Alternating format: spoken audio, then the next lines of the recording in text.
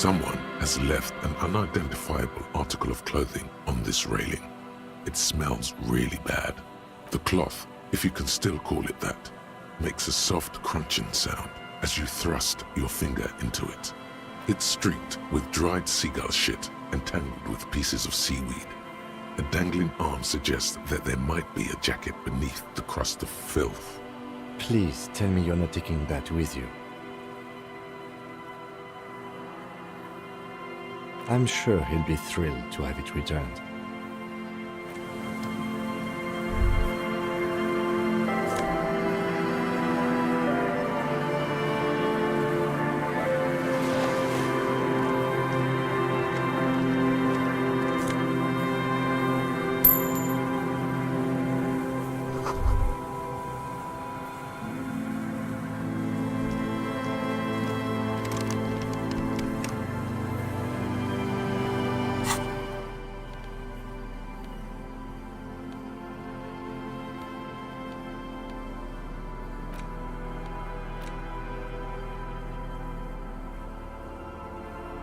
As you hold it in your hands, it makes an uncomfortable crunching sound. It's a sordid, filthy tale, not for the weak. Are you sure you can stomach it? It occurs to you that you're not even holding the jacket itself, but rather the thick crust of jetsam and seagull shit that ensconces it. Why? Why did you think about it? Look at your hands. They're covered in muck.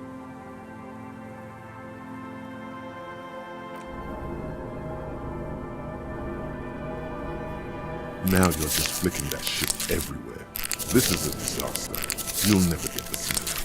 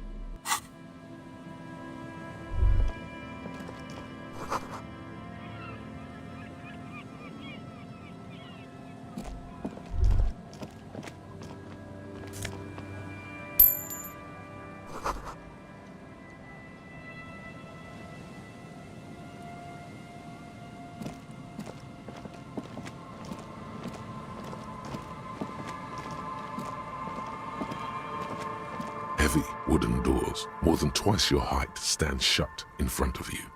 The rectangular sea-worn ornamentation appears in stark contrast to the padlock, carelessly drilled into the wood.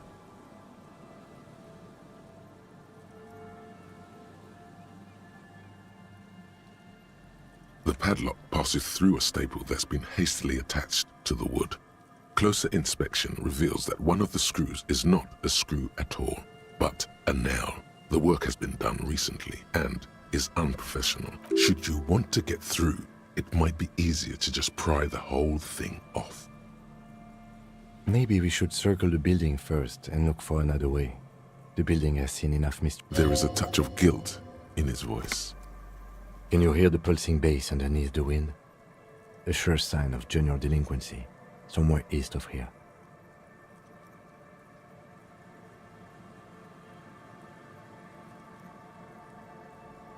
The carving on the door is block-like and angular, like the church itself. Two large beams shoot downwards, sinking into the wood before they reach the threshold. The surface is smooth from the wind, but moist to the touch. The carving on the doors remain unchanged, closed, this cheap-looking padlock is sturdily built. It shackles together a hasp and a staple screwed into the wooden door. The lock is adorned with a yellow sticker. You see a yellow circle with two X's and a big curve below them that looks like a mouth. You're pretty sure you haven't seen it before, but what the symbol depicts is clear enough. A smiling dead guy. The curve makes it smile and the X's make it dead. He takes off his glasses and uses a blue handkerchief to thoroughly wipe them clean before inspecting the sticker. Then he looks up, pauses, and replies. No. Looks like a dead man smiling. Suggests junior delinquency.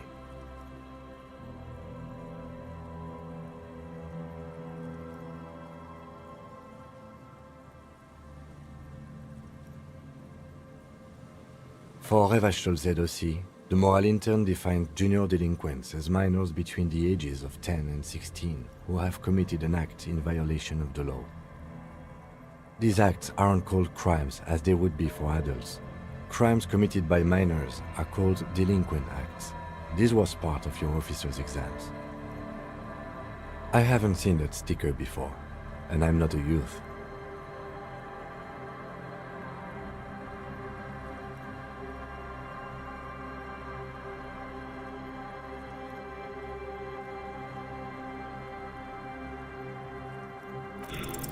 Your hands are clammy from the sea air. The piece of sticker keeps slipping away. The lieutenant hands you a blue handkerchief. He looks a little dismayed when he gets it back crumpled. However, it should be easier to peel the sticker off now. Your hands are clammy from the sea air. The piece of sticker keeps slipping away.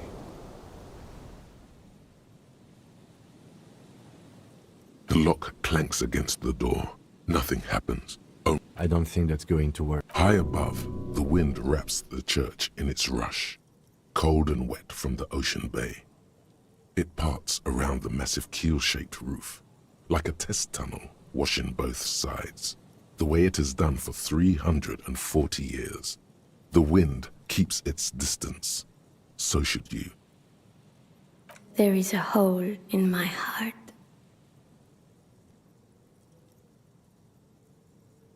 The lieutenant looks at the padlock. He didn't hear you asking. You were quiet enough.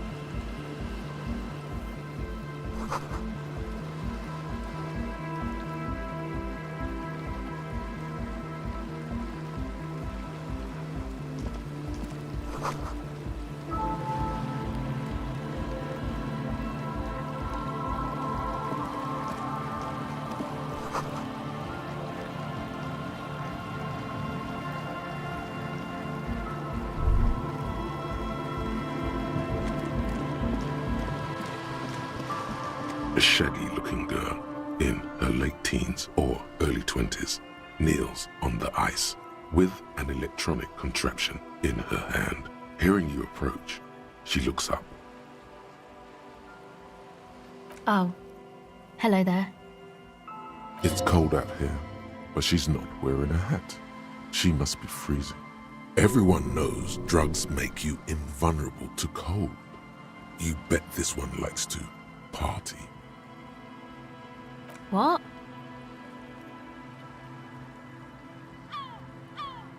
Yeah, I heard you. What do you mean by party? Yes. What do you mean?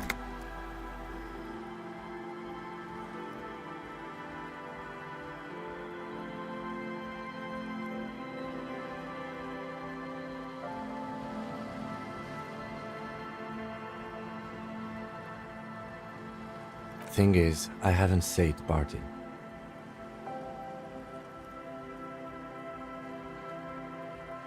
And neither have you. Had you let me in on the script of this play before you performed it, I could have gone along. As it stands, the entire line of questioning has been compromised. We have nothing left to do but hold this wiser play on your part, and to move on. Now, we have some questions for you. Like what?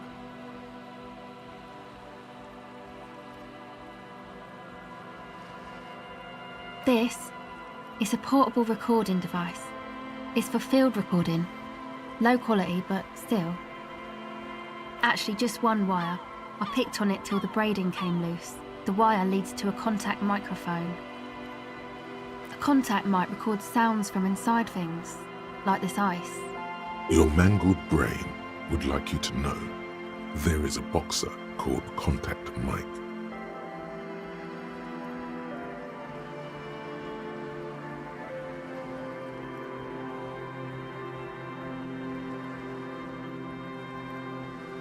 No, you're welcome.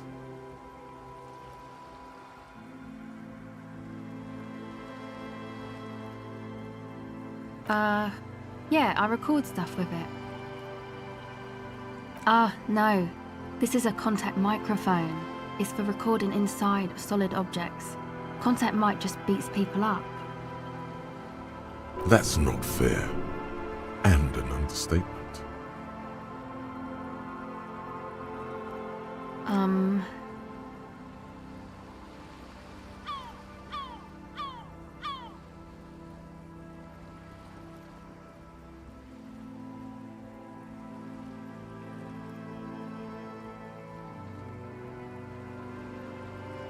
Man, you are one weird cop.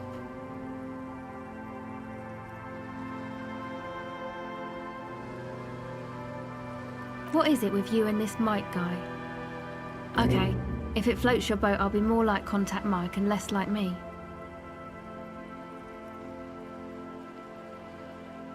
I'll keep that in mind for future use. The mic? I don't exactly know. Somehow it doesn't pick up vibrations from the air. The book said it only picks up structure-borne sound, if you like technobabble. Same place I got the recorder from, the Elysium. Oh man, you haven't been to the Elysium? It's the coolest place in this whole drug-addled shithole. It's a music club and a synthesizer workshop on Boogie Street in Jamrock. Musicians live there, like real musicians. I once saw Arno van Eyck. Thinking about it really cheers her up. It's a long way from here, though.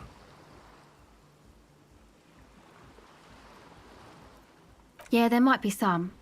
I don't think they look down on the homosexual underground there. The Elysium's not that kind of place. It's cool.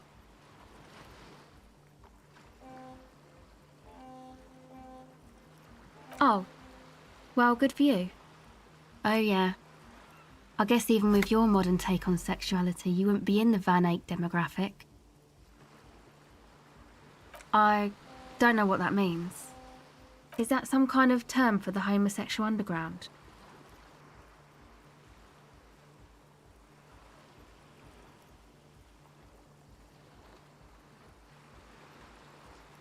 That's cool.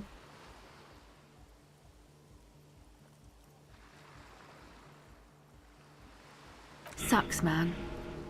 Was there something else? About the contact mic, perhaps? Okay. A cell.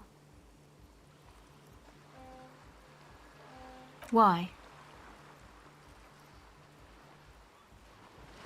Okay, it's Berger. You have little reason to doubt that's her real name. But she's not all that surprised by this cop show questioning, is she? Well, it's just questioning, right? You're just questioning me. It's what cops do. Once or twice, yeah. I'm sorry I haven't had the Revachol experience they get east of the river.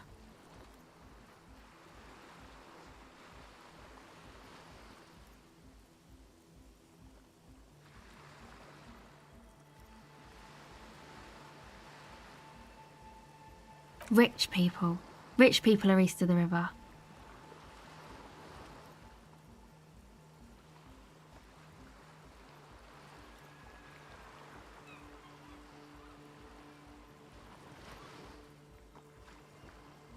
Aren't they? I thought they were as vachalaire as any of us, just way richer.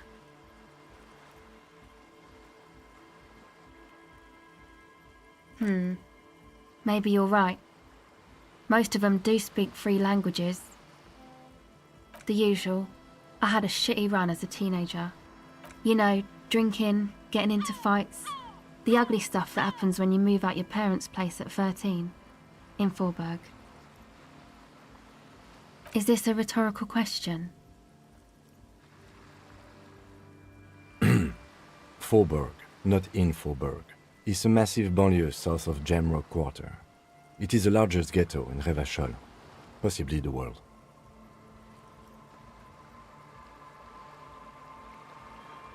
We are at Jamrock, sort of. Martinez is called North Jamrock sometimes. Jamrock is also a ghetto, only smaller than Forberg. Jamrock is a district of Revachol comprised of the following quarters: Pox, Villa Lobos, Central Jamrock, Grand Couronne, Old South, and the Valley of the Dogs.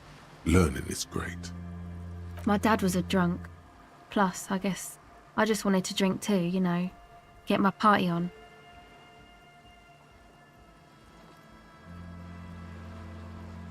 She nods very cautiously. Recording, I guess. I think I'm recording cracks in the ice. But there's no way to tell. Not without headphones. I think I just recorded your footsteps too.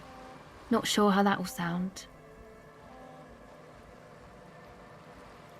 My boyfriend sold them. I don't know, man. Things. Just stuff you need for life. Everything checks out, sire.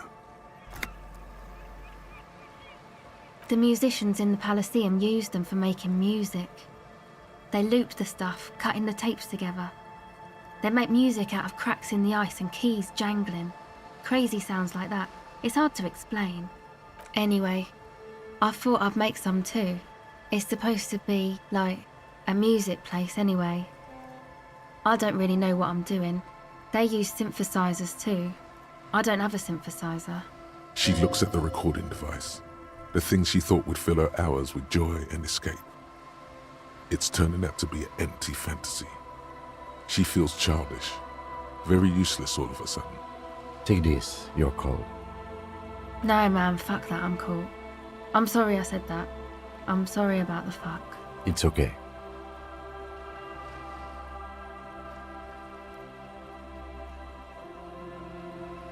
Thanks.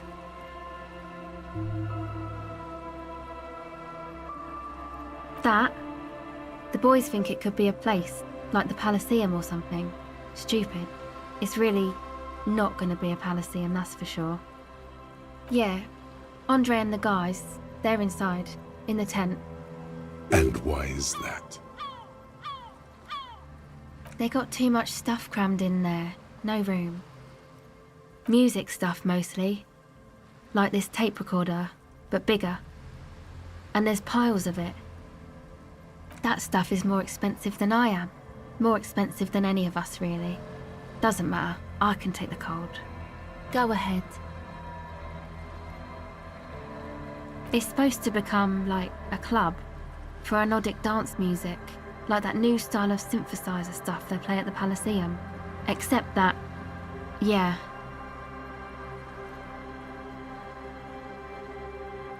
The floorboards are twisting, and the shooting beams are slowly cracking, like bones.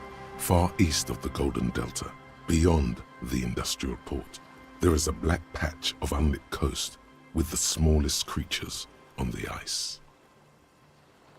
There will never be a club for anodic music here. Not in a million years.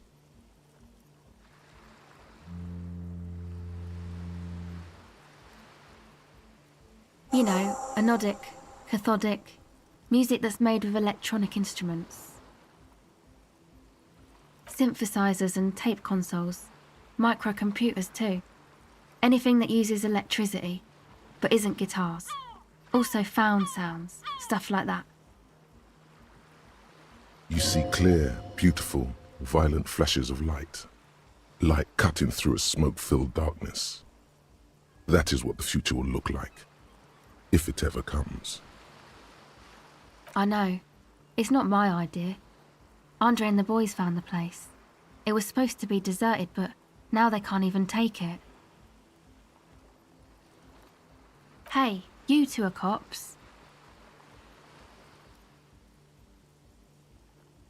Okay, well, maybe you could talk to Andre and the guys, because there are some strange things going on in that church. If you're police, you should look into it, right?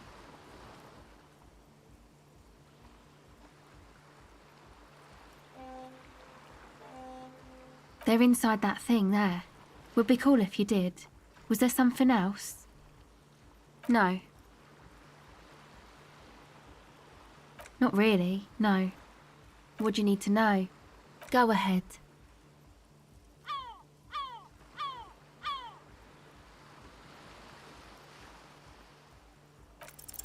The device is still warm from her touch and heavy as a brick from the batteries inside. The company logo, Omicron, adorns its yellow plastic cover. Inside, the tape is rolling. The girl looks at the device in your hands. She looks you in the eye, her pupils wide, surrounded by a ridiculous amount of makeup.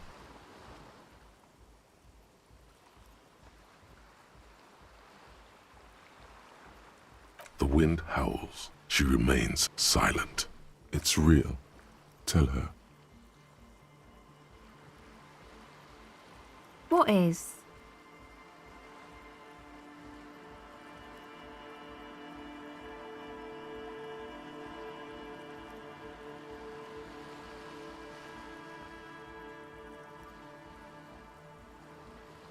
I can't believe this turned into another mic thing. Fine. Okay, I'll stick to it. I'll knock it out in 3 rounds. There is little you can do to help her now. But given the chance, you feel like you should.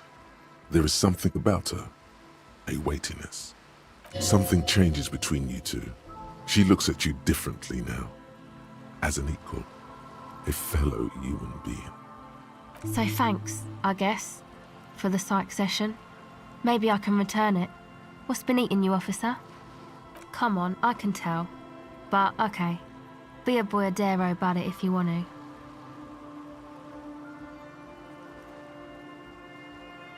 What is it?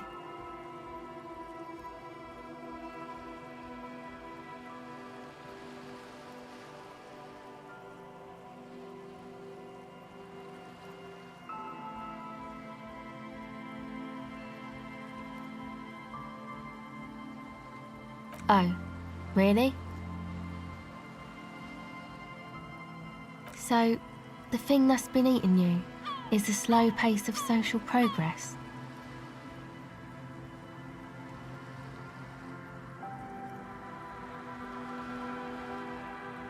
No, it sounds like you just got chick issues. Okay, why do you think that?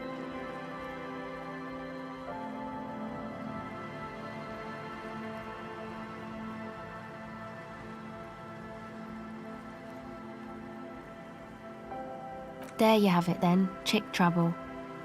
Not political after all. Who was she?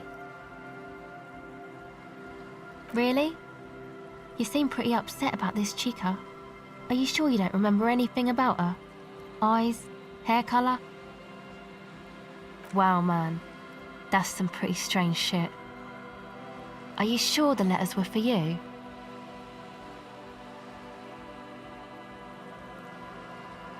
Come on, man. Don't be like that.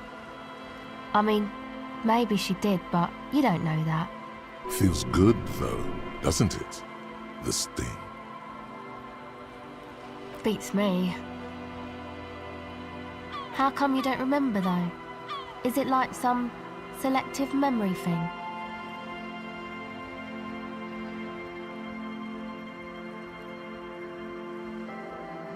Yeah, or it might be that.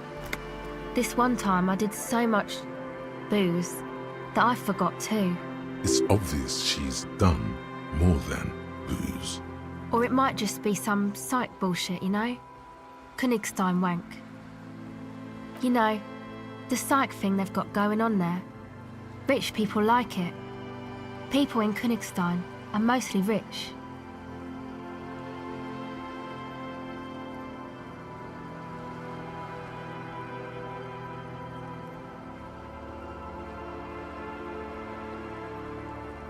You're welcome. Might be for the best to keep that shit forgotten though. Just my opinion. If it itches, don't scratch. Yes, but it itches really, really bad. Okay, bye.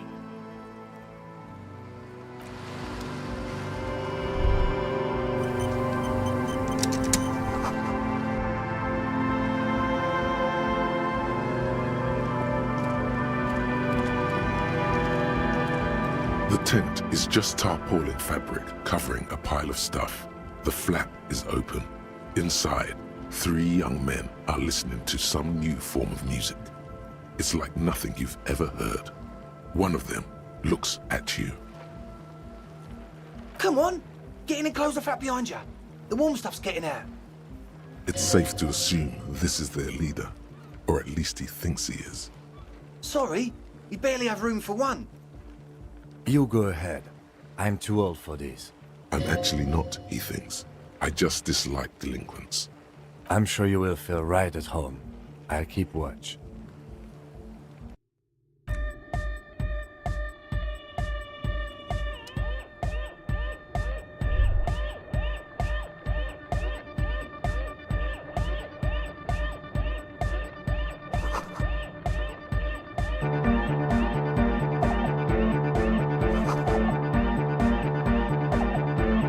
You see a youngish man bleaching the tips of his hair with a toothbrush. He puts the toothbrush down and extends his hand in greeting. Hello, I'm Andre. It's a pleasure to meet you. His grip is strong, sweaty, and warm. He's trying to project and inspire confidence. This is my posse, Noid, The young man with earrings looks at you suspiciously. and Egghead. Egg! Together with a Settle Burger, who's out there right now, doing some seriously progressive sonic experimentation, we like to think of ourselves as music venue organisers. You see, we've been all over Jamrock North, prospecting for real estate to establish a new venue in. Honest for talent. Yeah, thank you, Egghead. And while there is no shortage of raw, unfettered talent spinning tapes in Jamrock, we've had rotten luck with the real estate part. Place is a shithole. I apologise for my friend Noid's potty mouth. I realise this is not how you speak to a police officer. He has authority issues.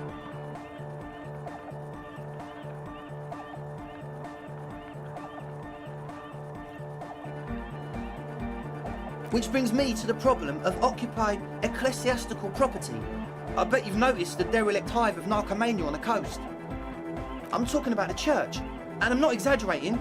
Even a place of spiritual refuge can become a magnet for all sorts of dopeheads and burnouts if left unattended. Dopeheads. Burnouts. Well, I'm sad to say, that's exactly what happened. Sad because we were just about to put Martinez on the map with one of the maddest dance clubs in Jamrock. Nah, strike that. in Revershol. Strike that! The world! And sadder yet, because the dopeheads and burnouts holed up in there were the worst kind. He leans back a little, watching you with a steady, serious gaze, letting you imagine just how bad those dopeheads and burnouts really are. Oh, if it was just like that, it would be fine. But they're also spooky. I was hoping you would be the judge of that, officer. All I can say is, their spookiness is the kind that keeps us from restoring this church into a community centre and a place of spiritual refuge. Also, they don't eat or clean the building. Shit's gonna collapse. People just wanna spin tapes without them spooking it up. Place has bad signs. No one can dance like that. Thank you, Egghead. So you're gonna look into it, right? It should be a police matter. Getting them out. Whatever spooky stuff they're doing, I'm sure it's not what the Ecclesiastes meant their property for.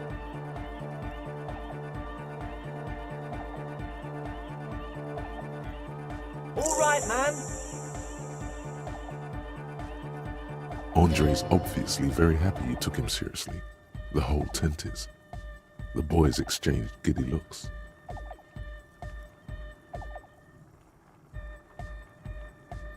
Yes. What? Yeah. Good to have, bitch to carry. When I first scouted the place, I did some reconnaissance. I'm not sure the church even has running water. Oh. It's the one they sell at the fuel station. He nods enthusiastically, no doubt a little relieved.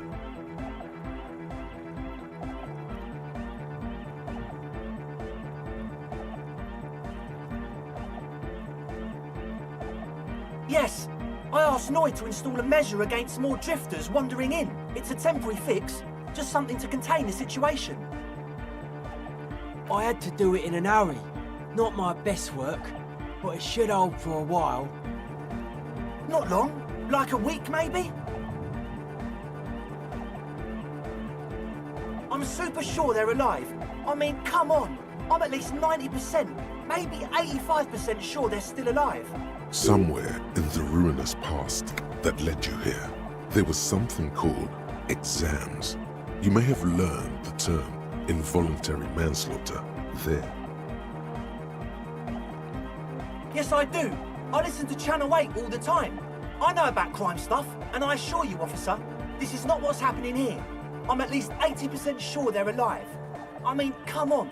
Most people aren't ever that alive in their entire lives. I don't know. What does anything mean, really? Oh, yeah. I knew you'd get it. You're one smart cop. He nods attentively, ready to answer the questions of one smart cop. Of course. Noid, give the... All right.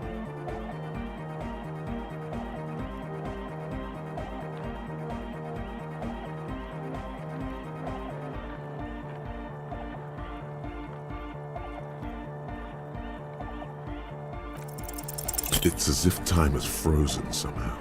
You think you can sense the key moving in the air. Yeah, this is going to be way cool. Blam! Straight in the eye. Straight in the old eye orb. In the looking orb. A stabbing pain. Tears stream uncontrollably from your right eye. Man, I'm super sorry. That was totally my bad. I got overexcited. Threw him too hard. I'm sorry. He looks like he's genuinely sorry he didn't throw them better. I really am sorry, man. Just take this, okay? Well, looks like there's quite a lot there. I hope that settles it. Or wait. The key? He is shifting in his spot, uncomfortably, still feeling sorry. We were talking about the padlock, I think. Sure, man. Tell us what you want to know. Let's do it.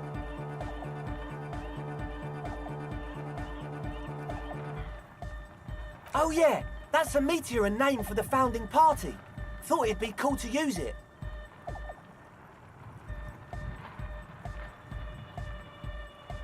Come to think of it, I've never really looked them up, you know? I can't give you a precise definition, but they're a very powerful religious organisation. And they have roots in ancient mass society. And they're the custodians of the Pericanassian Church. Plus, they anoint the innocents. They, like, made the innocentic system, no? You're right, they do. The Pericanassian Church is about love. And Nordic music is about love. I got love for my Pericanassian posse. Love is the relay out of death. We dance. Love is hardcore. Unity! Unity! Make some noise for my Insulindian posse. You feel it. The anodes and the cathodes coursing through you. Your big toe starts tapping along to the base, as if testing the waters.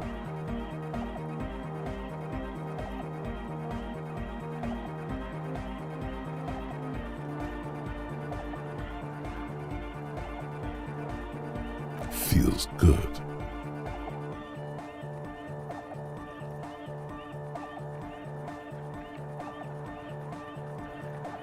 Yeah! Yakokata! The place to be! He seems ecstatic that you share his vision of Pericarnassianism. Do it for the masses. Do it for the crew. I didn't want to say it, but it was pretty lame of you to imply otherwise. Anyway, you got more questions? The one with the large head is still looking at you, nodding his head, waiting for your body to start moving. Yeah! Let it out! Let the disco happen! Bring the disco into this world! Get this church shit on, and then dance there, motherfucker! Truth is, I don't really know. None of us do. I don't even know how many there are. All we've seen are glimpses.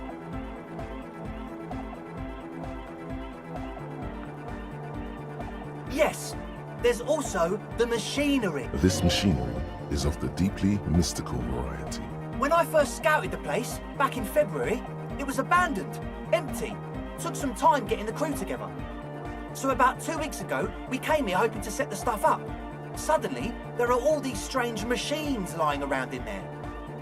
One of them has wires running into bowls of water. Wires into water. Andre, tell him about the feeling. Oh, and it felt like there was something in there with us, watching us from the dark. No, the other one. Which other one? I'm not as in tune with my emotions as you are, Egg. Felt like silence. Awful silence. For this man, even regular silence is awful enough. But that was something greater.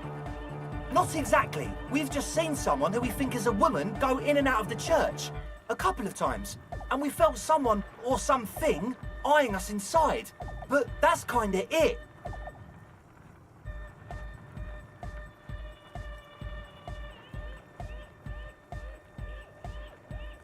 Like, you aren't alone, you know? It wasn't quite human. Non-human means a predator. It was this dark shape climbing upside down along the ceiling, like some kind of crab man. Yeah, you know, the way it was climbing up and around the ceiling, like a crab. It was stalking a cell, exhibiting ambush behaviour. Odd. Crabs are usually marine creatures and not known for climbing walls. Crab man! Yeah, totally. I mean, I didn't personally see it. Estelle was alone that time, but I believe her. If she comes out running and says there's a crab in there, there's a crab in there. You should ask her about it, but be nice. Don't tell her you don't believe in the crab. The implications of this are too numerous to consider. Proceed with caution. Learn all you can before entering that dark building. You should talk to Noid about that. I just got a distinct burnout and dopehead sign from them. Probably jacked up to some snuff station too. Probably, very likely. With a small surge of PEA, alertness fills you, as if to say, this is a dark corner. Look behind it. It means like one of those rich boy private radio stations, where you can listen to people getting killed on, then jerk off to it. Sick shit. Not that we would know anything about that. Noid just likes to relay stuff. We're getting derailed here. In short, you can tell to Noid about the machines. He'll tell you more. Well, honestly, I can't. But I am. Why not? Let's go with that. I'm 70% sure they're substance users. Don't let the technology fool you. Sure. What? Well, first of all, you're a smart cop, and a smart cop like you would understand if something wasn't quite right. So this should be easy. The gist of it is, they want to turn the church into a club, but a suspicious element has overtaken the building. It's very important to understand what the gist of things is. Always consult the gist before making up your mind. Plus, and it has to be considered, you can't invent the future of dance music in this smelly old tent. Imagine if you had the church. That settles it. Analysis complete. Their story checks out. As always, we'll be right here, waiting patiently for the news. Yeah!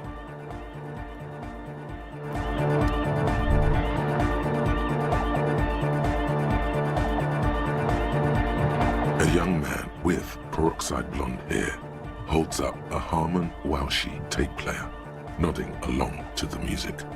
He looks at you with a knowing smile, as though you're supposed to be sharing some tremendous evangelical secret. Hardcore! Hardcore! Hardcore to the mega! Here comes the night! Could there have been a right way out of this garden of forking paths, you think?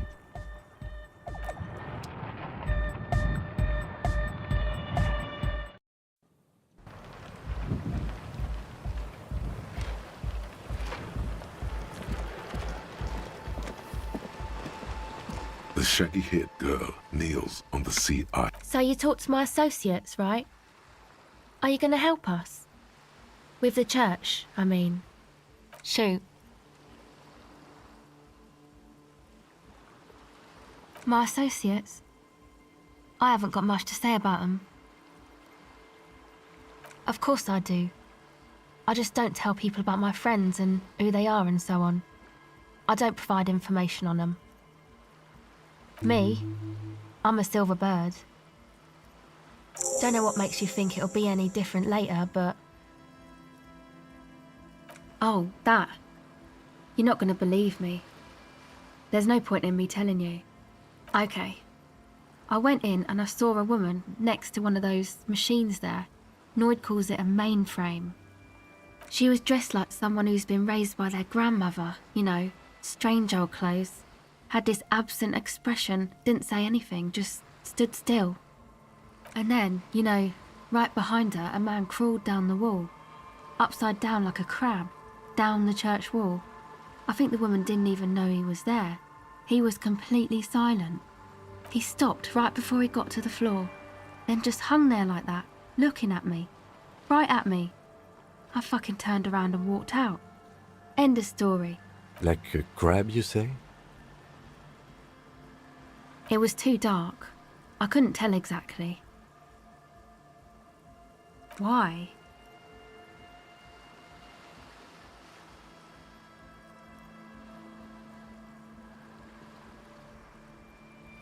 Nothing. Anyway, what else?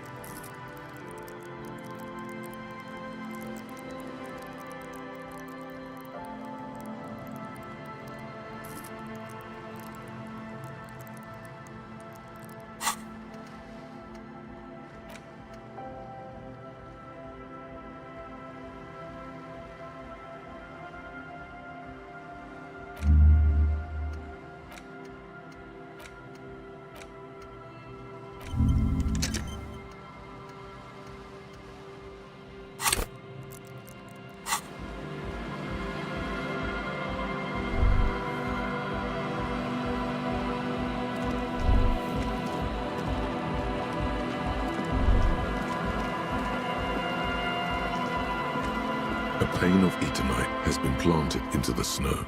2 poles are holding it up. Barely holding it up. It could fall over any minute. A stronger gust of wind might be enough. It looks like a makeshift bridge. Could be convenient. The pane falls into the icy snow with a soft thunk.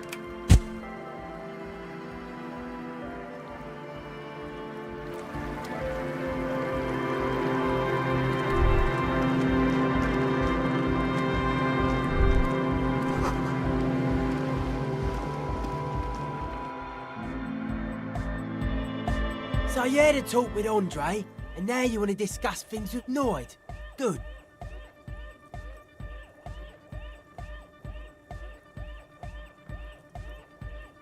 It's good you talked to Andre first. Gave me time to get a reading on your sign. Can't really talk to people before you get a reading.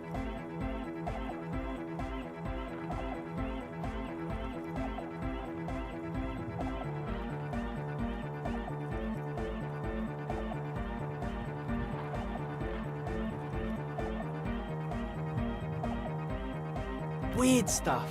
Specialised. There was a data processor and some sort of long-wave machinery. Wires going into water. Gives off a spy sign. Or some fucked up Samaran science sign. You know, the kind that goes head first into the supernatural. Nothing's wrong with it. You should definitely be researched. You can still do sick shit with it though. The sickest. That's perhaps why it should be researched. Most of it doesn't exist, but there's also stuff that isn't allowed to exist, because the moralists think it's too dangerous for the plebs.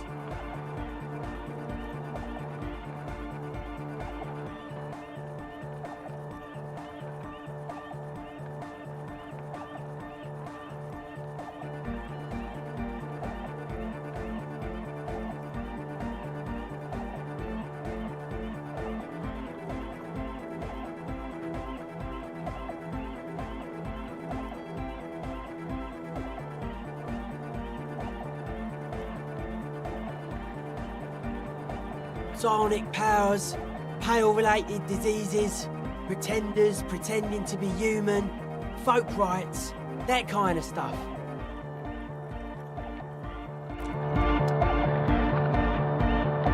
The young man with the tape recorder acknowledges your return.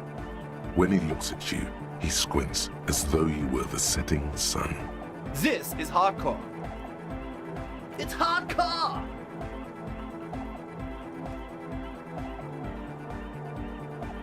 Skibbity, skibberdanger. I am the rearranger. Your cop training did not prepare you for this. What to do? Back to the heavyweight. Hardcore! Hardcore! Yeah! Lakierski, Materialski! The close. True, hard, full, car! It's hardcore! Skibbity, skibberday. Your cop training didn't. The close.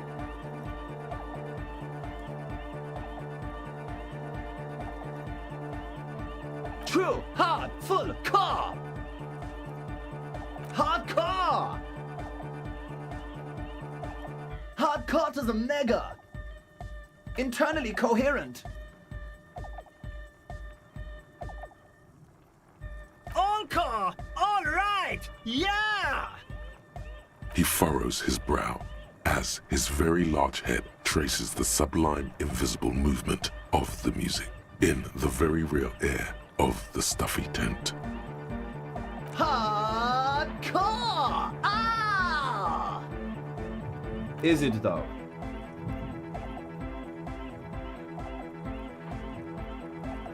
But is it? I mean, really?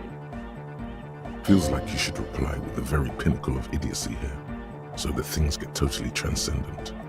But you haven't gotten there yet, so you don't know what to say. I am the Mike Enforcer. I am the Chicks Checker. Yeah!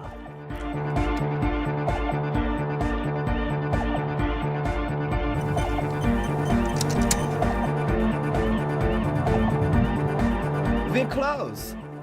True, hard, full, hardcore. Hardcore to the neck, internally coherent.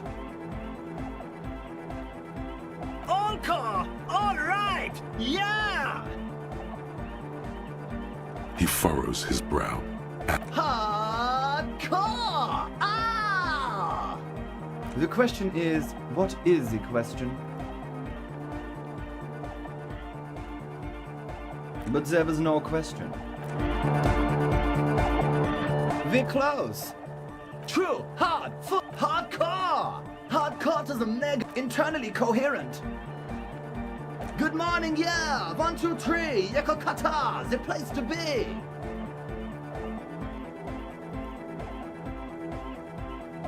Yekokata is a hardcore place. Yekokata is an abbreviation from the Gradian term, Zone of Ecological Catastrophe, an agricultural megaproject in the extreme southeast of the Gradian Isola. It involved cutting-edge approaches to irrigation and a completely new type of fertilizer. An intricate system of irrigation networks pockmarking the earth, intermittent seas of phosphorus mud, ripped tarpaulin fluttering in the wind. A pair of molten rubber boots also comes to mind. All in all, a truly hardcore place.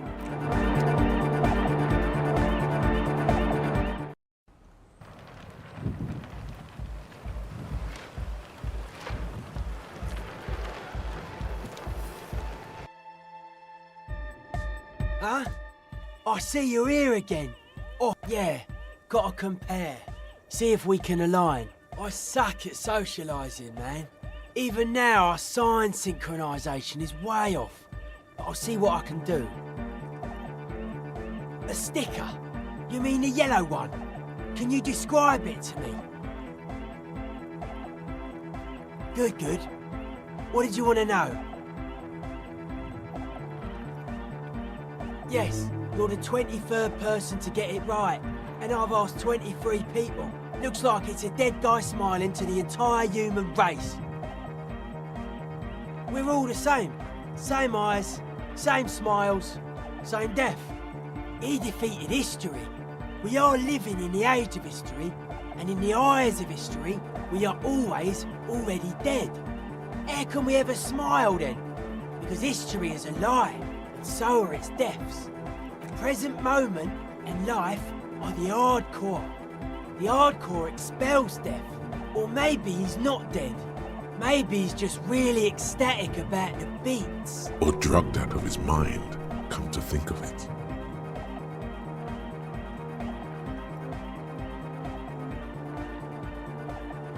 Or drunk, or in a clinical coma, or glad to be dead. But those versions, I guess one could write an entire treatise. Nah. Still strongly out of sync. You heard me. The hardcore aesthetic is esoteric. It's not meant to be discussed with the law at this moment.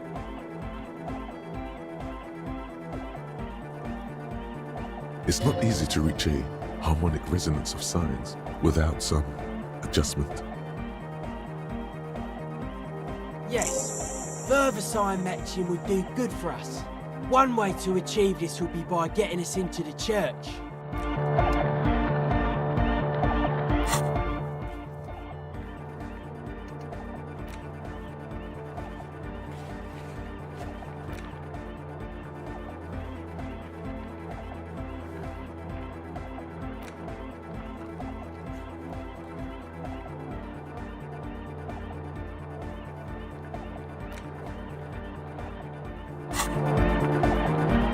We're close. True, hard, full, hardcore. Hardcore to the mega, internally coherent. All car! All right! Yeah! He furrows his brow. Hardcore! Ah! Is it though? one mind, one spirit. There's no other world. There's no other life. We're close. True, hard, full, core. It's hardcore. Skibbity, skibbity. Your cop training did not. We're close. True, hard, full, core. Hardcore. Hardcore internally coherent. All core. All right. Yeah. He furrows his. Hardcore. Is it though? But is it? I mean, really? No, but seriously, I'm a bit worried it isn't. The skin on your back is crawling. For a second, you can't even hear the music anymore. There is a hawthorn tree on Rue de Saint-Ghislain, right next to the canal. Don't be alarmed. Everything is okay. He isn't actually worried. Everything is still super hardcore. What he probably means is, it could be even more so. There's nothing wrong with it. I'm still in love with the hardcore. Sometimes I just feel like anodic music is in its infancy, you know? For example, take this Arno van Eyck jam I've been pumping for the last months, and will continue pumping for the rest of 51. Isn't something holding it back from being hyper? It's like it's only ultra. I think it's super hardcore, but you're right. It's not hyper hardcore.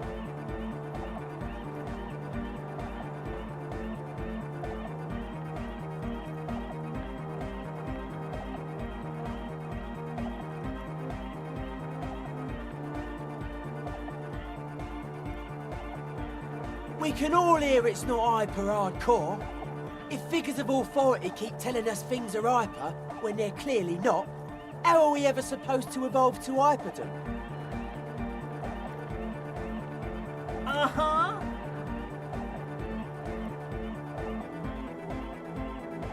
It is, isn't it? I knew it. But how could it become harder core? I know the answer in my heart, but cannot sink it in my head. If this is not hyper, how could anything be?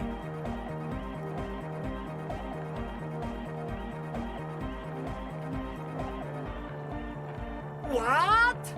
Guys, there's something happening in his head. Oh yeah, he's doing it. I know, so does mine. But there's something else that hasn't failed you.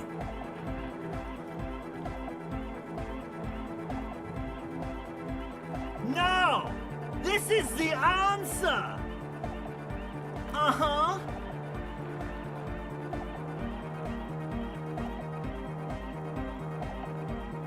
Oh. Yeah!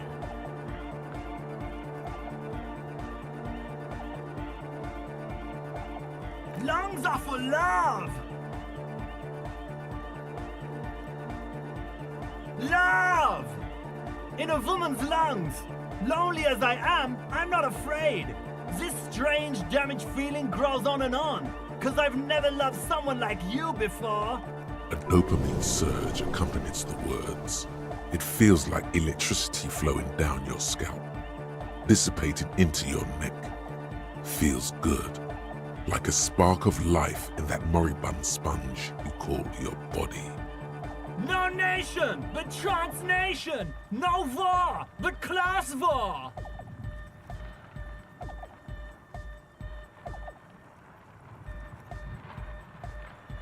He's not a communist. It's just something he likes to yell. He picked it up from a tape jockey at the Elysium. She was a communist, though. Yeah! With the rebel yell!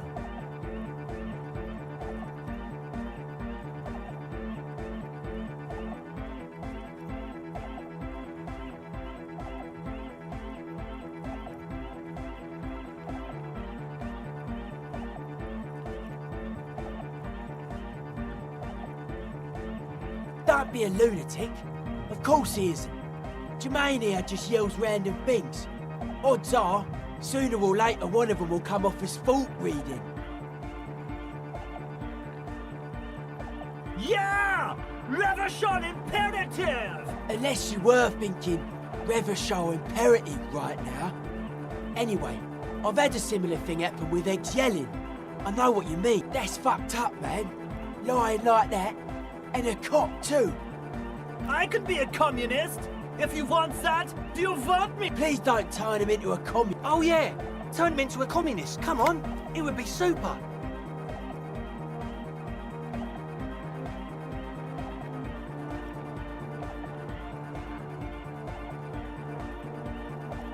Aye! Communism rules the nation.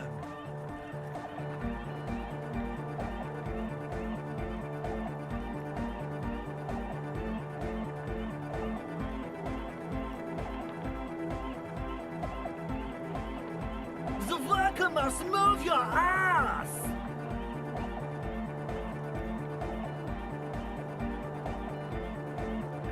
Here comes the sun! Dark code hardcore! Basically, yes it is. No, that would be silly. Your body isn't for thinking. It's for robust, wholesome things. Things like discus, javelin, and 400-meter hurdles. Discus. Did someone say disco?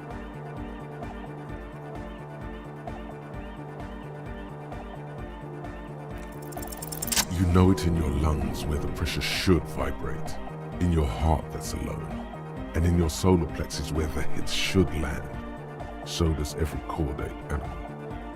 What?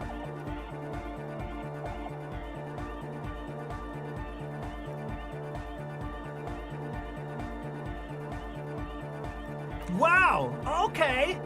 We should start with the melody. But where would we get that stuff from?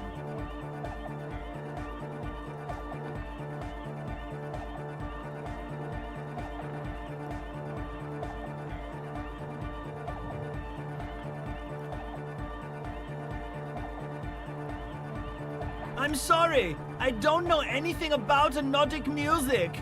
I'm just the party boy. I get the people going and say it's hardcore. He feels ashamed he can't be of more service to the future of dance music.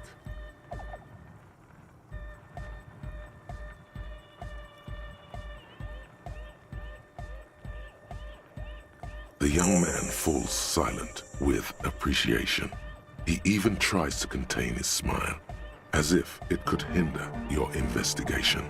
Basically, what you need to find here is a tape with some banging music on it, so that Egghead could use it to remix Van Eyck's jam. Yeah, maybe that street hawker across the pawn shop has got some tapes to sell. That's just an idea. There is a hawthorn tree on Rue de Saint-Gislain, right next to the canal.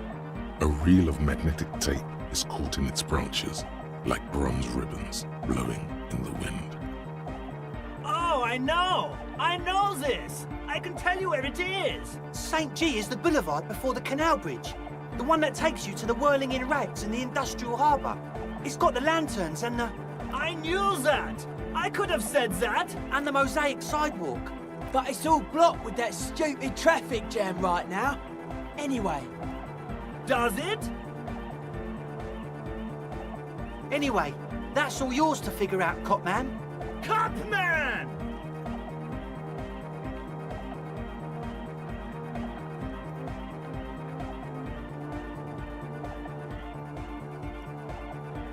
Tape!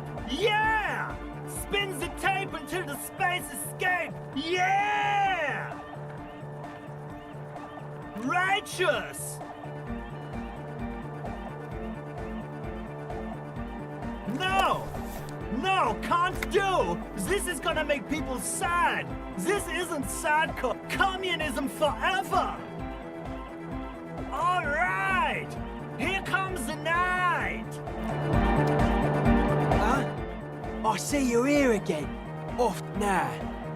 You heard me.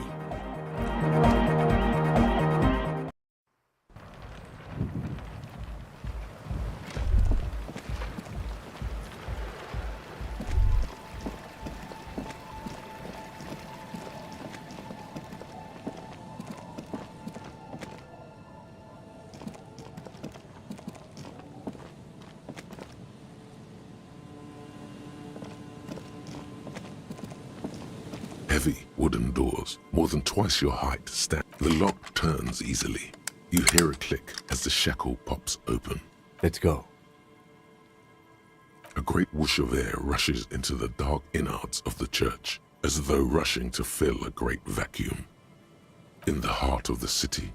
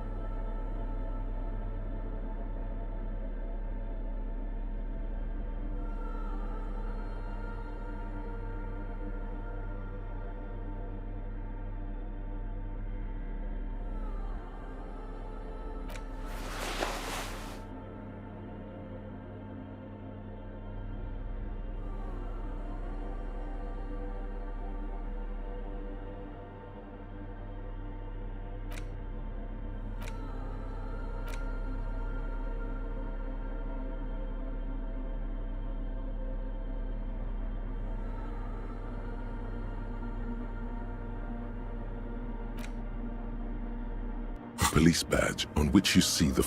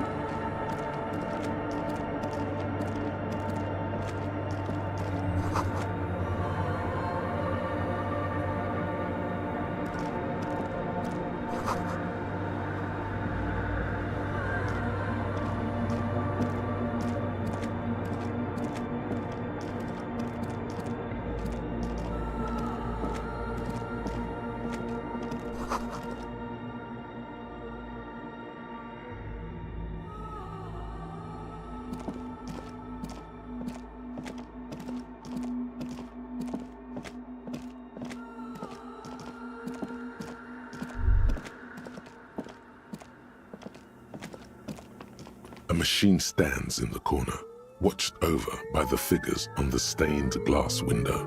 It's turned on and quivering with soft electricity. A radio computer. And it's turned on. These machines sometimes harbor traps, he thinks. Alarm systems and the like. We should leave. I doubt this place bears any connection to the case.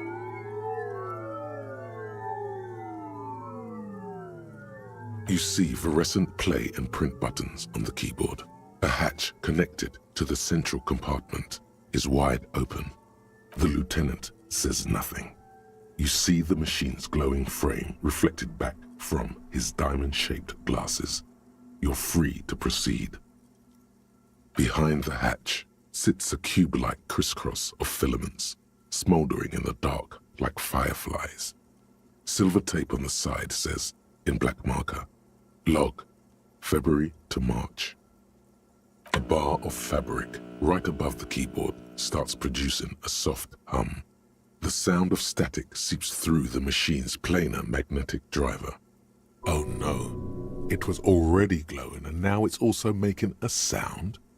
It's probably some alien CO-like technology. The static gets louder, slowly filling up the abandoned hall until a voice speaks out, crackling and old, cutting into the air. Good evening. Votre accident on Saint-Brun. This is the East Insulindian Repeater Station 1. Please repeat. Is this the personal log?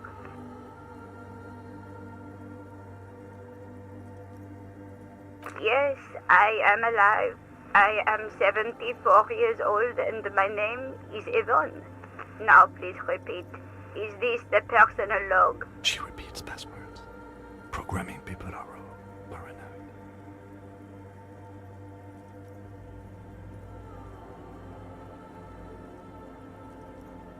They're merely cautious. It's my job to protect the filaments as a password repeater at the East Insulindian Station.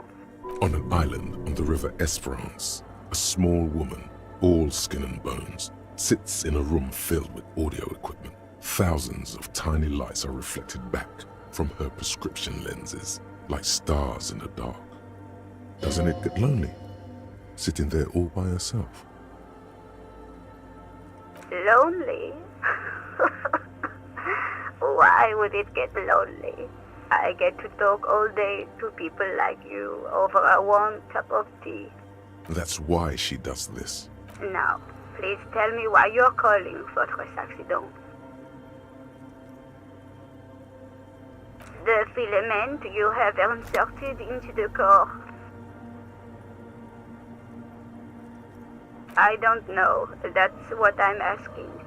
Is this the personal log? Good.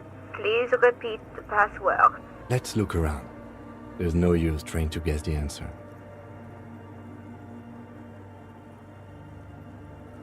No. The hint system is not part of the protocol for repeater stations.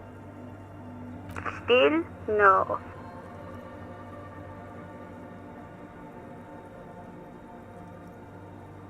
Received.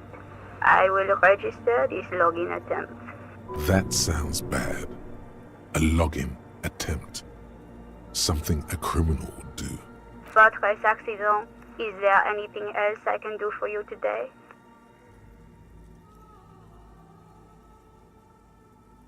The company on whose name the terminal you're currently using has been registered to. One moment.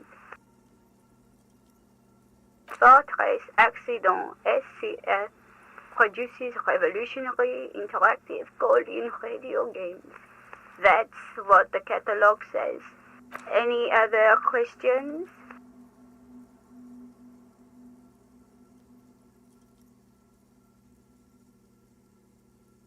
Good. Please repeat the password. Let's look around. There's no use trying to guess the answer. I am contractually obliged to protect the privacy of the filament holder Fortress Accident without filing a warrant with LinkTech. I'm afraid we are not doing that. Unless we want to wait for a month. Now, can you please repeat the password? Received. Fortress Accident, is there any... Sleep well, Fortress Accident. The machine's keyboard is still illuminated. Nothing happens.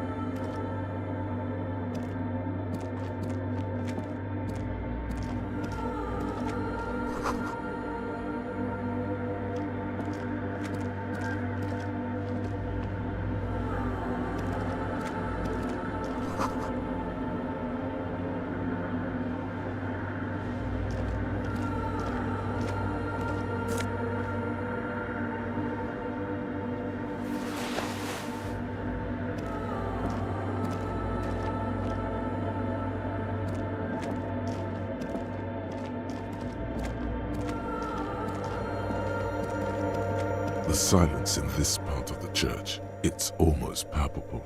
All the shifting matter and shuffling of living things is gone. Nothing seems to exist beyond the church anymore. Maybe if you were to stand in just the right spot, even your footsteps would be completely silent. And then it's gone, almost all of it, but for the faintest of hums. You can hardly hear your own breathing.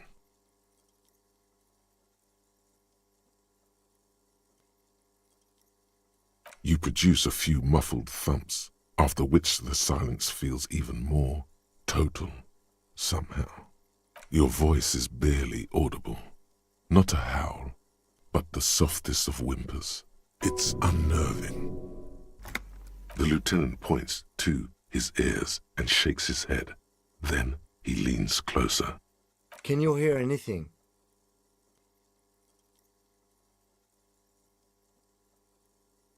I wonder why the church was built with such strange acoustics. His detached tone conceals how uncomfortable he is. Maybe. Darkness often has that effect on people. The orderly rows of ceiling panels become barely visible, then disappear completely in the darkness of the tower overhead.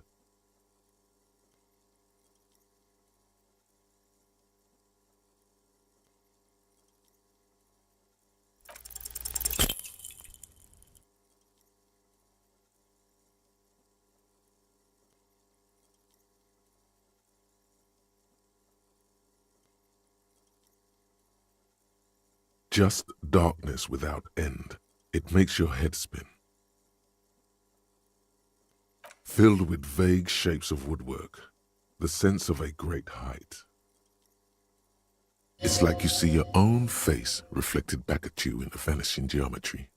There's nothing. You're dizzy and disoriented as you see dark and more dark rising. Officer, what are you looking at?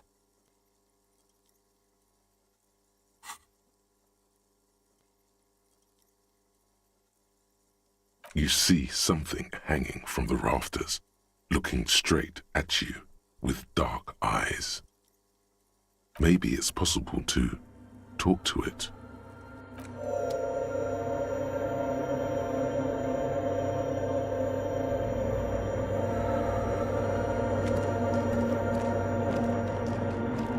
Is that a man? Looks more like part of the carpentry of the building came alive and is now studying you intently. The crab man.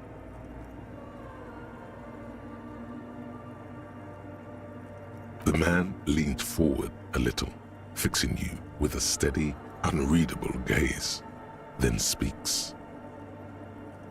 Habitual alcohol use has made you into a scared little pussy, Holmes. But don't worry, everything's gonna be all right. You come to the right place. That accent is Villalobos, a peninsula in Mesk and a district in Jamro. There's a sizable contingent of Villalobos-speaking Mesks in Revachol.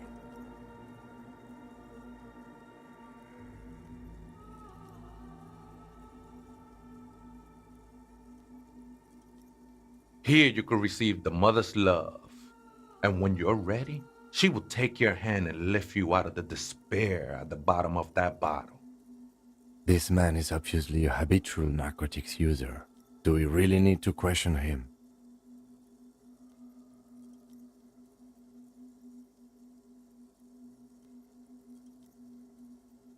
I'm put off by this religious stuff, he thinks, and maybe the ceiling climbing too. It's all very hard to square with the lieutenant's own view of reality. Hey, and what was that about the bottle again? You haven't even drank that much lately. Lay off it already. Shish.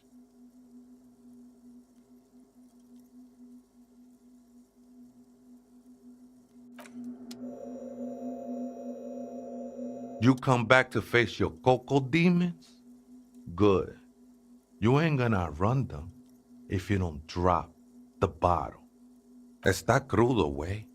I see deep inside you. Your body and your spirit are suffering greatly from overindulgence, and you don't even know it.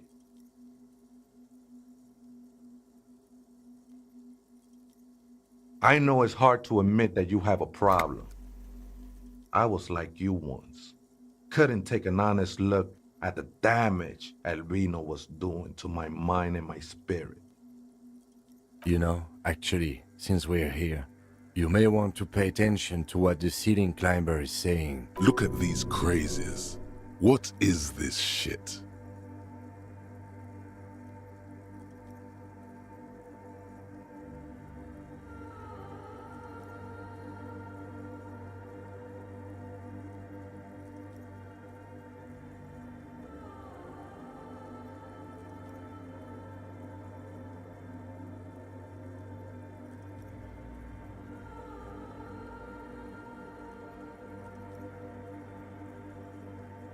It doesn't matter who I am, Way. I'm just bringing you the message of the mother's love. She don't want you to hang yourself on your own stubbornness. This is the Church of the Mother of Silence. You are welcome here. This Mother of Silence sounds like a serious player. You might want to be careful until you find out what you're dealing with.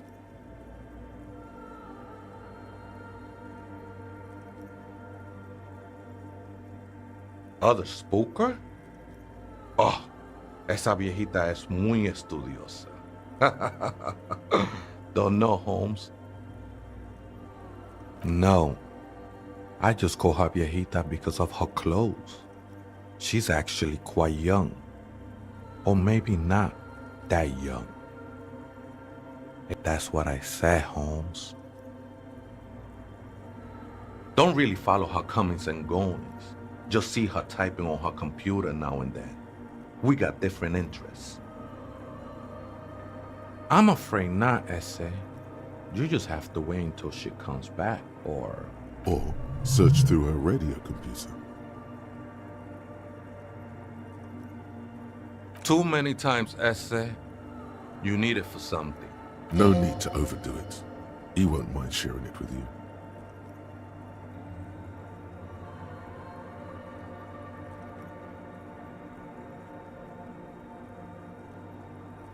The lieutenant raises his eyebrow. Don't sweat it, vato. The password is afterlife death. That is true. But what comes after death? What you think of that? Makes me almost pity la niñita pequeña when I hear it.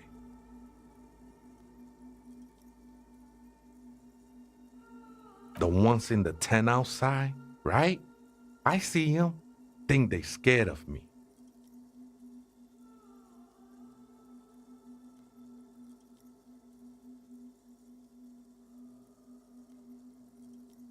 Absolutely, man.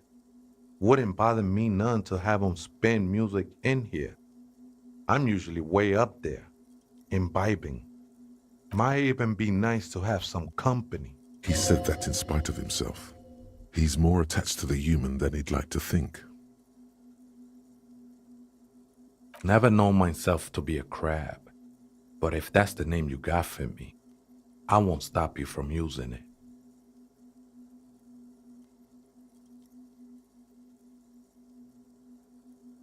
I always thought of myself more like a flame, flickering along the rafters and beams. It may be that I gotta work on my technique. I was in a gangway, but my memories of that time are fading. Most of them are already gone.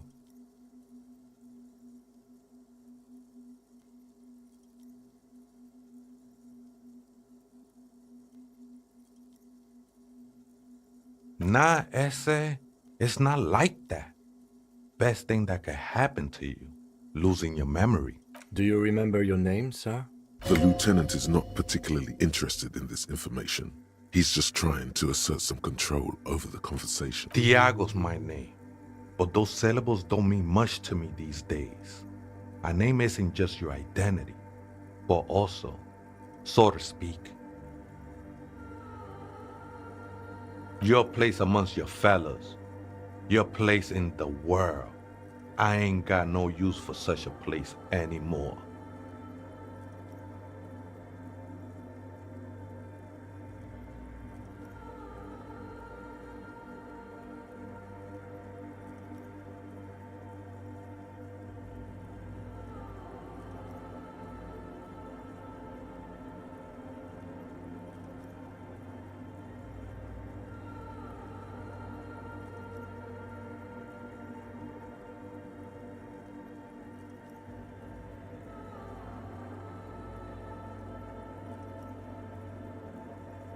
That's just the thing, Holmes. None of that matters. This is a special place. There's a perforation in the world up there, a way out into nothingness. This church was built around it for purposes of veneration. I circled it, nurtured by the silence bestowed by the mother. One of these days, I'll be pure enough to go drink from it directly. Oh, that's no simple question, I said. She is one who can be painted or sculpted. She is a cavity in the dark beyond sense. She saved me, but I couldn't describe her to you. No one can, Holmes, and no one ever will. His adoration is beyond sexual. This cavity is something that no human form has.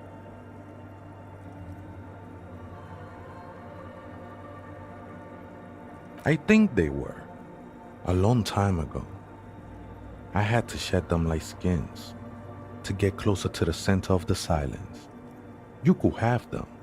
I will be incinerated, but not destroyed. Finally, I won with the state of the world before reality began. It's not like that at all, man. It's just faith and joyful service.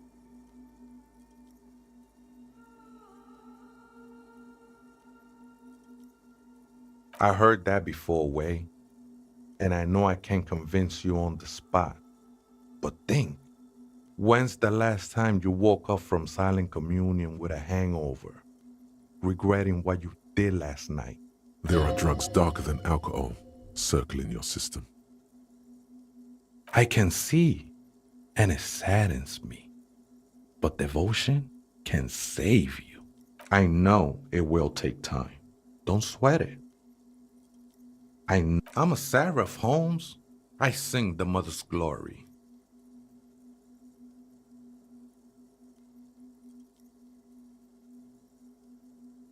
I ain't from no Marietti, if that's what you're thinking. And the song I sing is silent as the mother. Marietti is a mesque style of music and dance, commonly seen at all manner of festivities, especially weddings. It's delightfully quaint, owing to its peasant origins. Hard to say.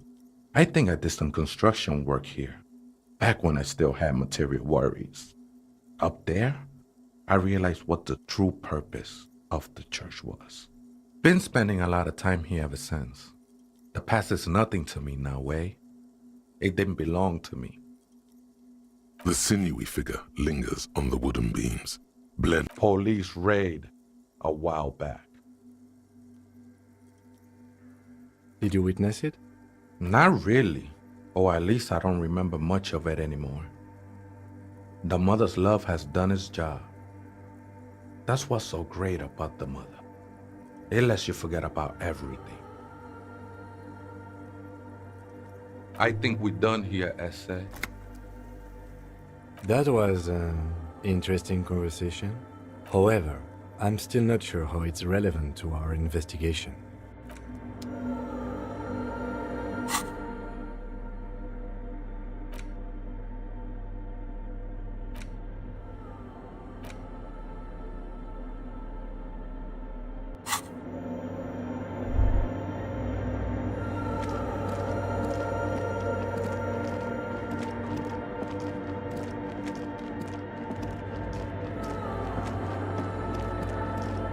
In white, silver, and apricot faience, the young mother of humanism stands above you.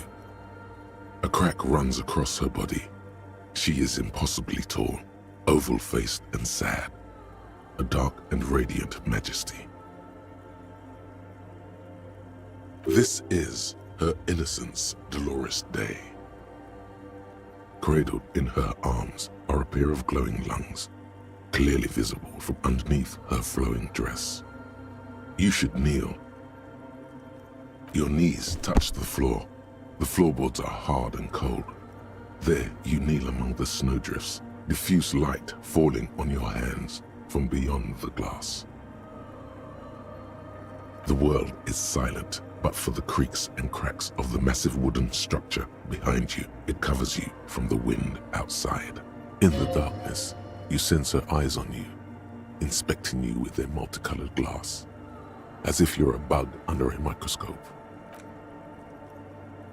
The woman looks down at you kneeling. She towers among her followers, architects, laymen, courtiers. There is a sad smile on her lips and a glint in her green-blue eye of what? Compassion? Remorse? As that terrible word passes through your mind, the lieutenant draws an X-shaped. Your fingertips touch your chest 4 times. Then you rise from your knees into the apricot-colored light of the window. Above you, the woman still smiles her distant smile, sundered by the crack in the glass.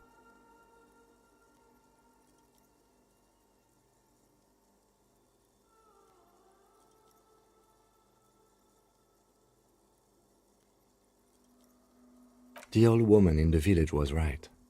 This must be the Delorean Church of Humanity in Martinez, or the small Pinewood Church in some records. It's a minor landmark, not easy to find. Most maps misplace it. It was built not long after Revachol's founding, 300 or so years ago, by first-generation settlers.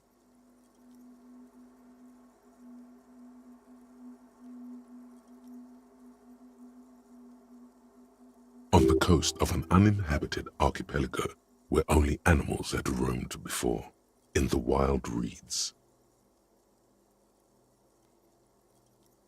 There used to be 7 stave churches on the coast. Les Sept Sœurs, they call them, the 7 sisters. Only one remains. The rest were burnt in the revolution or used for building materials.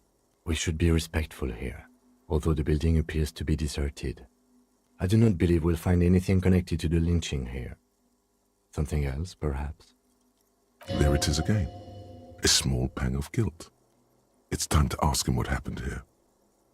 I have a theory, yes. There was a police raid a while back. I heard the place was shot to pieces. The old woman in the village was being tactful with us when she didn't mention it. She has more respect for the RCM than many around here. Well, your station was involved, I hear, although I can't be sure. 3 precincts were involved in the raid, and people say Precinct 41 was one of them.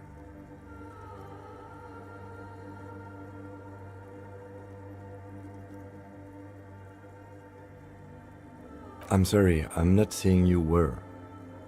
It was a clandestine operation. I don't know anything about it, why it was conducted or who participated. I try not to pry into extra-district matters.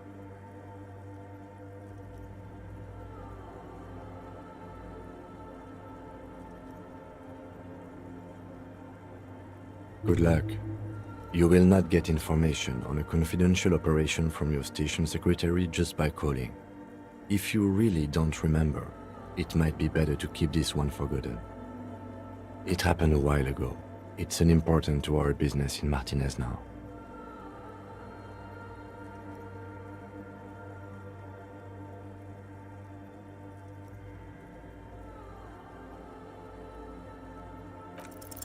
It's a mystery sprinkled with self-pity and regret. For some reason, unknown to your mind, looking at her delicate eyes makes you feel like you're ready for drowning. Your heart knows, but it does not want to say, not yet. Let these things be unknown for now. All you know is, this is the young mother of humanity, and that you should go. Do something else. Escape her sad, worry-worn look.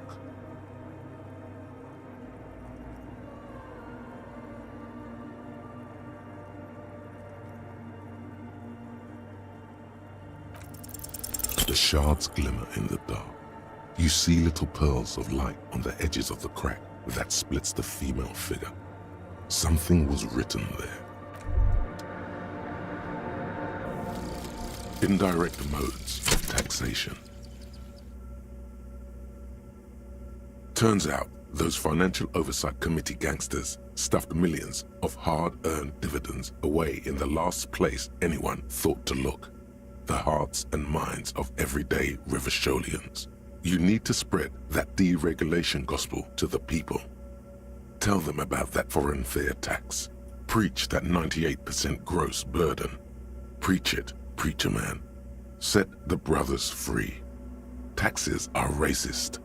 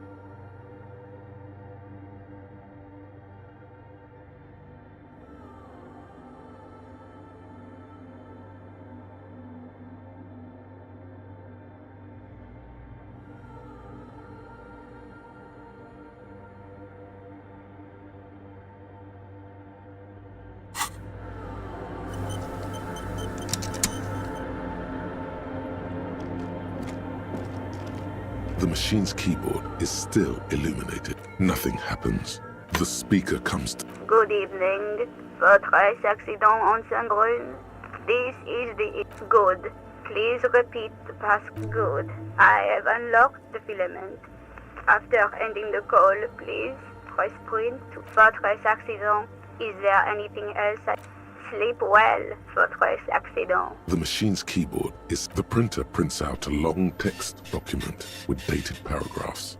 It looks a bit like someone's journal. The first entry, made on the 4th of February, 51, by an unknown author, is short and concise. Arrived at the church. The door was boarded up, so I used the crowbar to get inside. Looks like the place has been deserted. Nothing out of the ordinary, but I'll ask around. Need to figure out how to get the electricity in. The lieutenant leans closer, scouring the printout over your shoulder. Just as you finish reading, he looks up, muttering under his breath. 4th of February. That's over a month ago. Whoever set up those machines has been here for quite a while.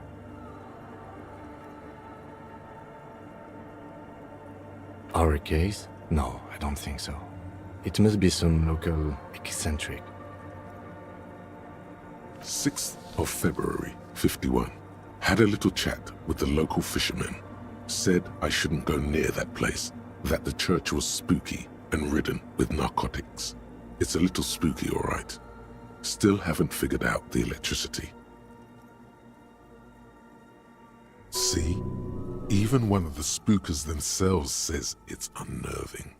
What was that about narcotics? This could prove to be interesting. I doubt that we can find any. It's just idle fishermen's gossip to scare away the kids. Nothing spooky about this place either. It's just abandoned and cold, and in an awful part of town. 7th of February, 51. Finally got the electricity in. Next on the agenda, a new antenna. I'm thinking ESCA series, something advanced. Why would anyone need any of this equipment here? 8th of February, 51. Bought the antenna, had some problems setting it up. Called Simo for help. Heard the others are back to making art. Drinking somewhere out of town. Sulislav started a rock band again. Lexi has been seen asking money from strangers. Artists, yet again. Harassing citizens, stealing badges, occupying public spaces with installations, like the one here.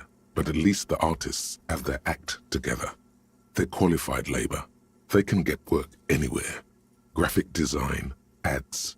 The programmers are doing fine too. I mean, they're programmers. The writers, though, they're fucked.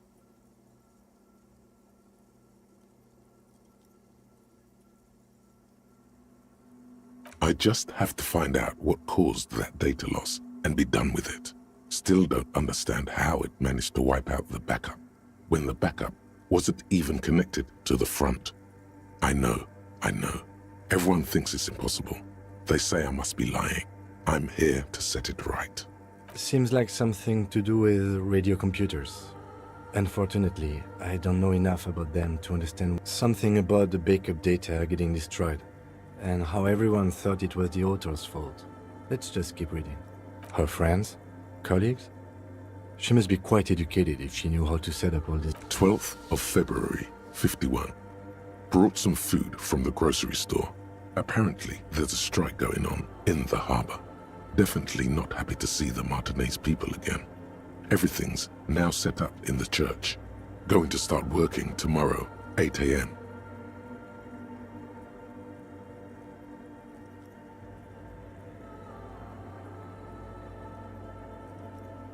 The strike.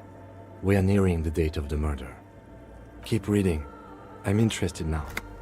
I want to know what's that radio anomaly that sent this person here in the first place. 25th of February, 51. I've been sending data up to Lintel for a while now, trying to recreate the data loss, but nothing. Didn't even feel like logging in, the disappointment. But I did discover a curious audio-spatial anomaly at the back of the church. I've named it the Swallow. It swallows sound. Need to get some mics. Is she talking about? 28th of February, 51. Yes, the first recordings confirm that the swallow is real and I'm not just losing my mind. It's a pillar of silence with a diameter of approximately 3 meters. Seems like the higher I go, the less I record. This might be a coincidence, or it could be connected to the data loss that led me here. The pillar of silence. She is talking about the silence. Is she suggesting it's more than just an architectural quirk? The lieutenant doesn't answer. He follows your gaze, studying the basins. The water shines in them. No ripples. March 51. Some kind of young disco men have appeared next to the church.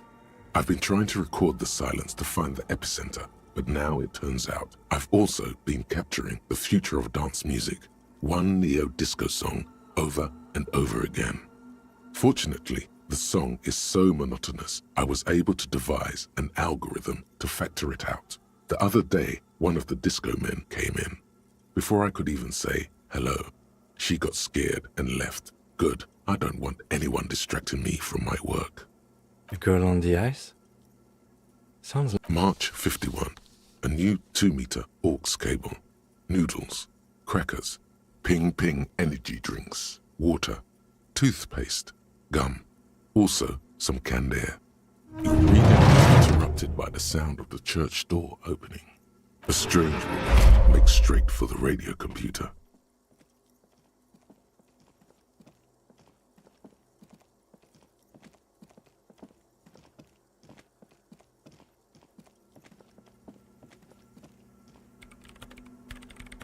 Breaking into my radio computer, I see. I do apologize for the intrusion, madame. We are with the RCN, you see.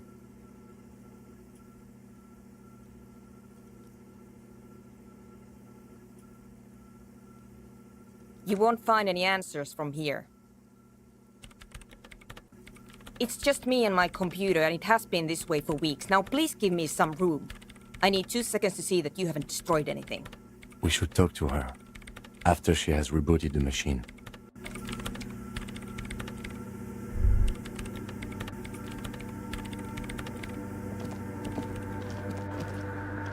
The mother of humanism stands above you.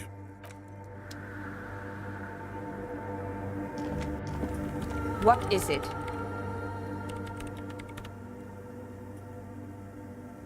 No, you just printed out my personal log and wasted some paper. I am Soona Luukkanen-Kilde, the former lead programmer of Fortress Accident and RSA radios. I have over 16 years of programming experience, and I'm proficient in both Vox and Orbis languages. If you're not here to hire me, I don't really know how I can help you. Nope. Yes. No, you're right. I'm not.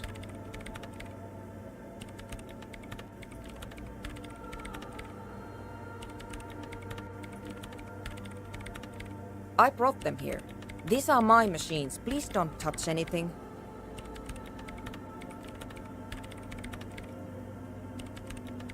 They are connected to my RAIN prefect. Whatever you do, just please don't move them, okay? Thanks. I use the AR-1 as my RAIN prefect's processing unit. RAIN prefect, my radio computer. Yes? You really don't know anything about radio computers, do you? All right. Well, all radio computers perform operations up on air. So in order to gain more processing power, you need to invest in a good antenna. I guess it is. So far I've been quite satisfied with it. Martinez is an unstable region with bad coverage, and the operation has been surprisingly stable. But it's not the cheapest one on the market, so I wouldn't recommend it for your regular red tape operations. Fraser 1000 is a foolproof line for civilians. Anyway, you should do some research before you decide to buy anything. Ask around, compare the prices. She liked telling you this. It calmed her nerves. I'm working. Could you just shh for a moment? Or get to the point. I really need to focus on something. Great.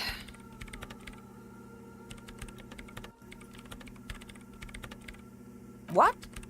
I hate it.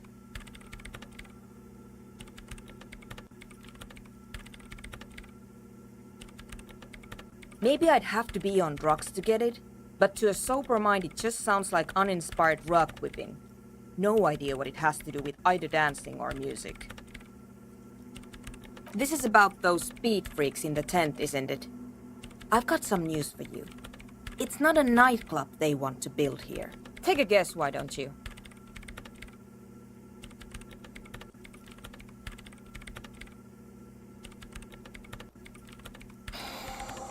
I can't believe they got you so easily. Go have another talk with those up-and-coming entrepreneurs, will you? Thanks. Good luck. I'm not coming in there. You really like those questions, don't you?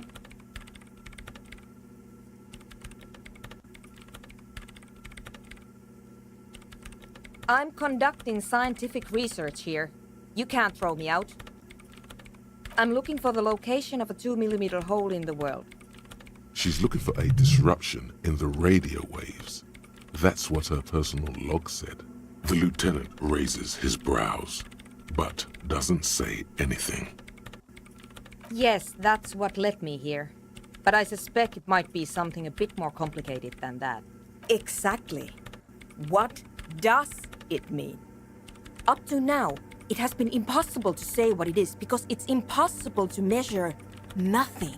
What do you think it is? What qualities does nothing have? How do you measure something that does not exist? That's a little above your pay grade at the moment.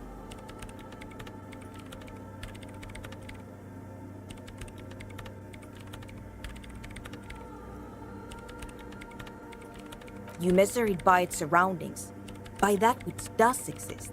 Which is what I've been trying to do. I've tried using hydro transducers to record the silence, to find out where it begins. But honestly, it's not progressing very well. But does it have anything to do with necroplasmic life forms?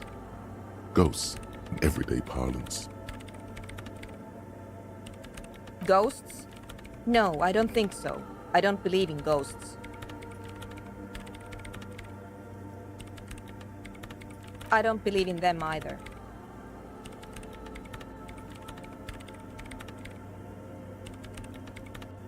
Great.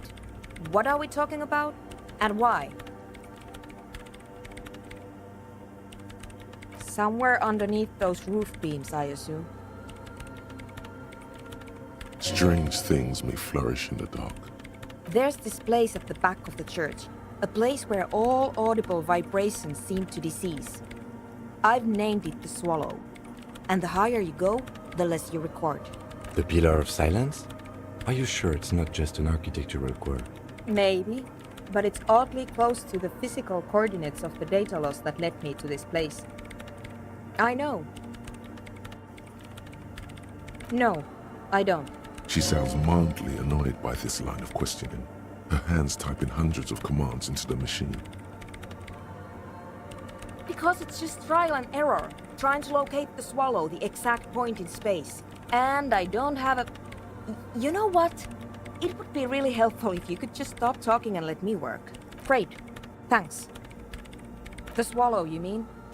Great. Thanks.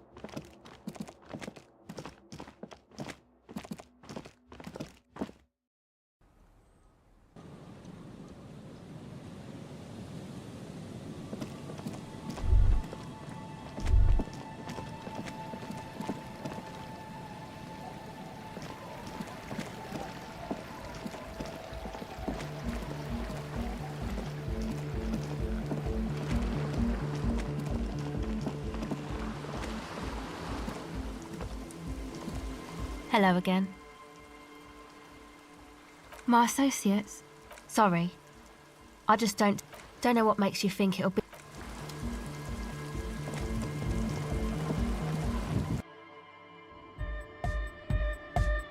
Hi again.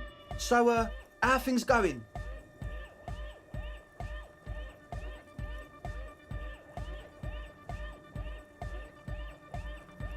And? What happened? Oh, man! Who is he? What did you think?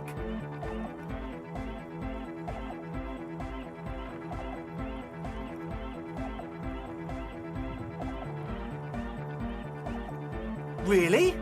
Huh. Interesting. What's he doing in the church?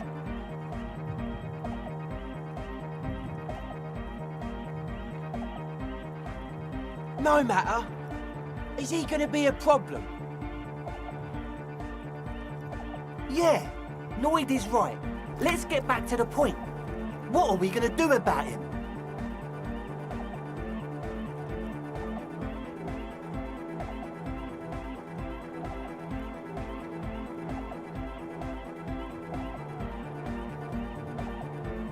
I don't know, man. Doesn't it feel like a major hindrance to you? A spooky guy climbing around when all the guests are trying to have nice, friendly hyper time?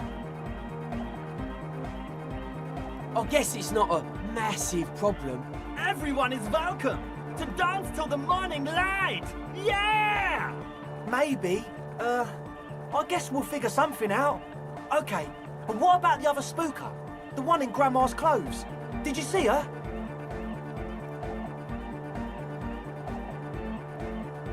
A programmer? That's odd. What was she like? Did you ask her about the nightclub?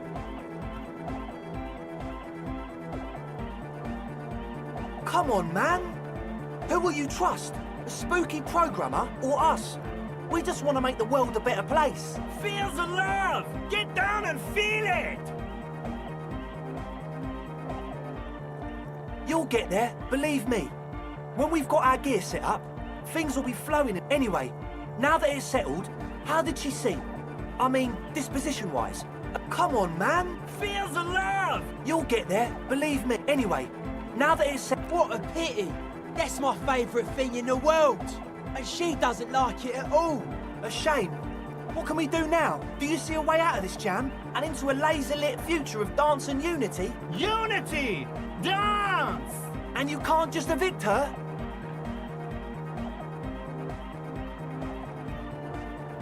Look at you, Honour Man! No, Noid. He's right. Maybe we've approached it the wrong way after all. I'm sure there's a workaround. We can make a deal not to bother her. If that's okay with her, we only want to get in the church and spread the joy and ecstasy of music. The lines in the dark exist, coexist. At least Crabman seems like an advanced being. He's hard. He'll understand. Yeah, he can do his climbing thing in the tower. And the programmer, does she like Nordic dance music? Wonderful! If coexisting fails, you can always muscle her out, right? If it's all okay with you, what do you think?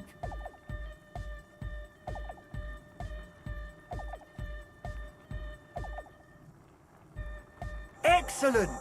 Good luck, my friend.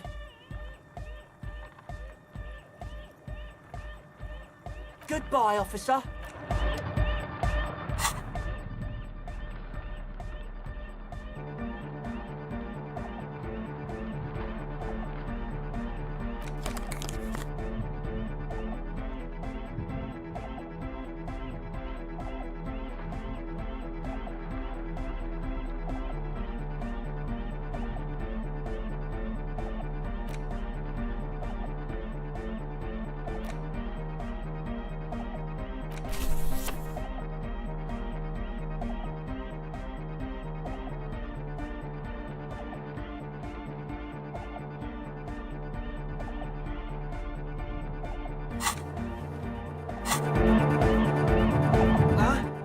I see you're here again.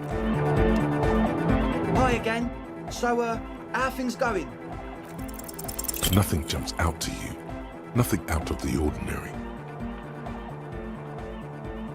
How about you get out and breathe? The air in the tent is too thick for you to think clearly. Goodbye, officer.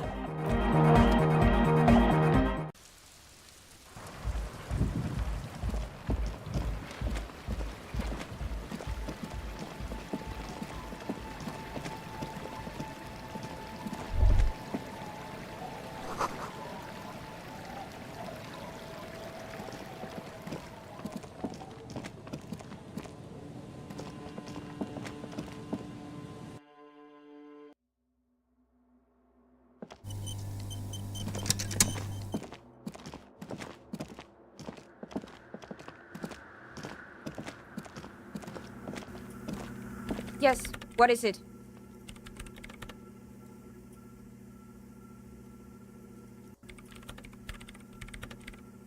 I don't want to make anything work.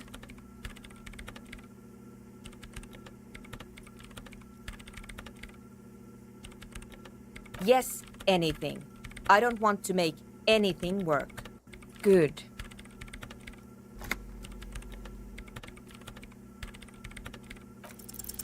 Easy. When her research is done, she can move out. What? No, I don't really need any help with the project. She thinks about it. A glassy look in her eyes. A gust of wind brings more snow in from the broken gallery. It touches her hair. All right. Bring me the game's offside copy from my old workspace, if you really want to help. It's stored on a filament memory, and I'm unable to go and fetch it myself.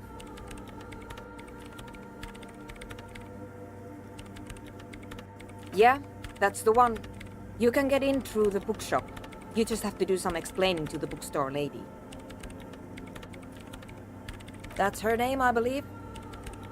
There's this giant ice bear fridge in the building's cellar. It's there. Don't worry, you can't miss the bear. It's hideous. The bookstore lady hates me. Says I'm part of the curse, whatever that means. Of course not. Anyway, I don't have my keys anymore and she won't let me in. Because she's from Martinez, and people from Martinez have never ever seen a radio computer. She thinks it emits elemental evil.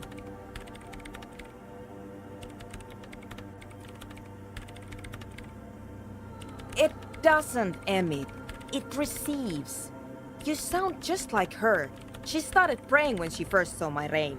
Turned to higher powers. The lieutenant coughs like he's amused. Once I came in one morning, only to find that my terminal was full of those strange trinkets and amulets. Wards. It looked like some Semenine magic.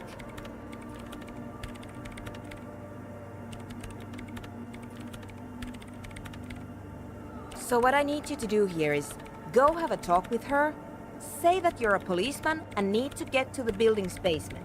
Then bring me the... It's a backup of my former employer's project, the radio game we were working on. It's stored on a filament memory, just like the one inside this radio computer. The backup itself is destroyed now, but I'm hoping to use what's left of it to pinpoint the exact location of the anomaly. You just have to go to my old... Thanks. And here's my Kvalsund multitool. You might need it to hack loose some ice. It opens everything. If you get me the offside copy, then you can keep the Kvalsund. It hurts a bit for her to say this. She's not too happy to be parting with the Kvalsund. Yes? Thanks.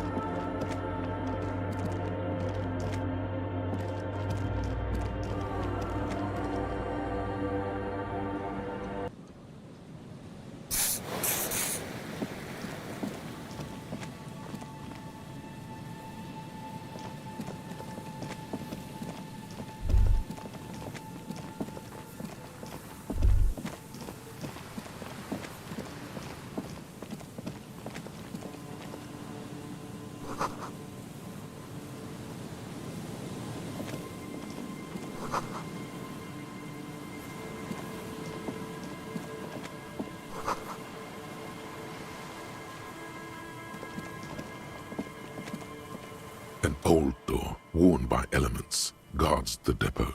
The wind has blown a sand dune in front of it. The door hasn't been opened in a long while. You see a handle. It's military, a service depot of some sort. The washerwoman mentioned a depot up the coast. She said it was for moving ammo and cargo across the bay. This might be it.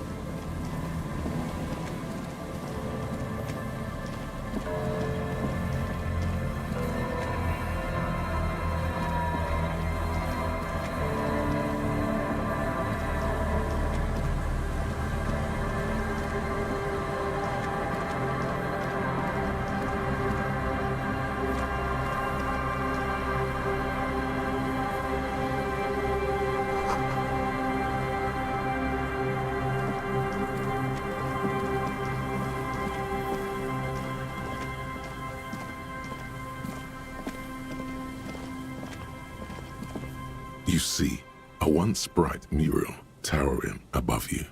The signage has peeled off over the years, but you can still make out Feld Electrical R&D.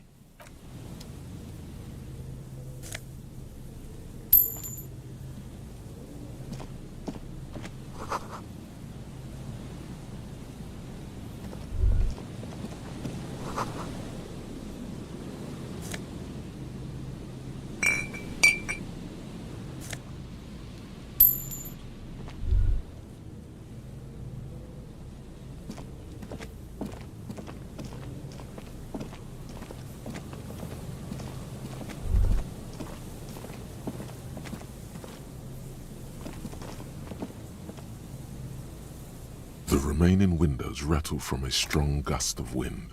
They're covered in a thick layer of grime. They must have been like this for 40 years.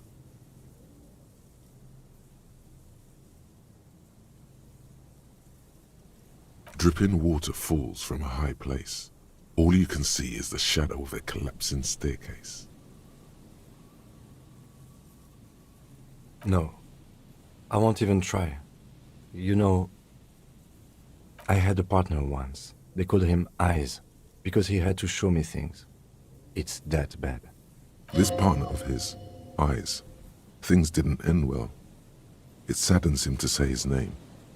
Don't even ask. He wouldn't answer. Maybe some other small talk. Well enough, actually. It's odd how that works. I'm no sharpshooter, but I passed my shooting courses 7 out of 10.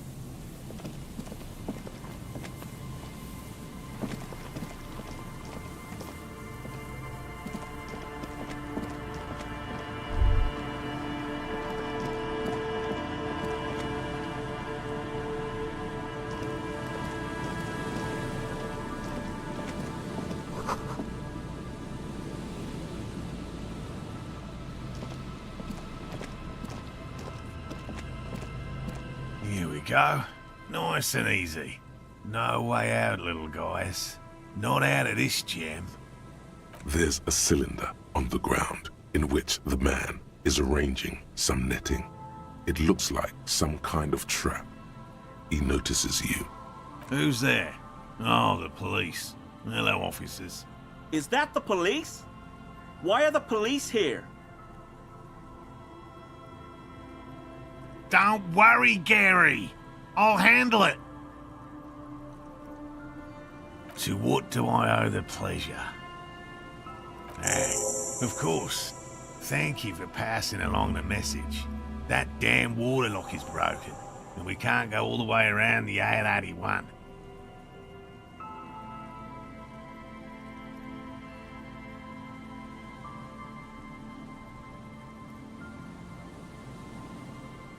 Oh, good. We should really be getting back. Gary could use a hot shower and a warm bed. Did he say we can go back now? Yes, Gary! We can go soon! If you see Lena, tell her I won't be long. Sir, your wife is waiting for you. I just have to do one more round. See if the phasmid has taken the bait. Then we're going. Well, first of all, it's damn difficult to find, which is why we've been knee-deep in the reeds laying traps for it. Good question. Being a phasmid of the order Phantasmodea, a ghost insect, it disguises itself as plant matter. In this case, the reeds. Awful lot of reeds around, aren't there? And I suspect it may have also developed other specialised techniques to protect itself from predators or scientists in our present case. It's my hypothesis that it has evolved certain electrochemical defences that allow it to interfere with animal perception, impeding pattern recognition, confusing the visual cortex. But I cannot describe how these defences work, much less how they evolve, without studying a live specimen. Yes, it makes perfect sense. You're beginning to suspect there's something paranatural about this phasmid. I'm expecting it to be quite giant. One known species of phasmid, called the Megaphasmodea zoensis, is about the size of a grown man's forearm, so, typical rookie assumption. Insects are much more sophisticated creatures than those unversed in zoology give them credit for. Even simply catching a glimpse of the Insulindian phasmid would be the apex of my, of any, cryptozoologist's career. But to study it and its defences, find out how it stayed hidden so long, would be glory itself. very little, I'm sorry to say. No one's ever captured a specimen, so all our information is based on first and third-hand accounts. Not yet. That's what makes it a cryptid. Just out of curiosity, if there's no proof of its existence, how do you know it's real? I know it's real. By which I mean, I've heard enough first-hand accounts to believe quite firmly that the Insulindian phasmid is more than mere superstition. Yes, the most recent sighting was by a couple of teenagers along the coast here. That's what brought us to Martinez specifically.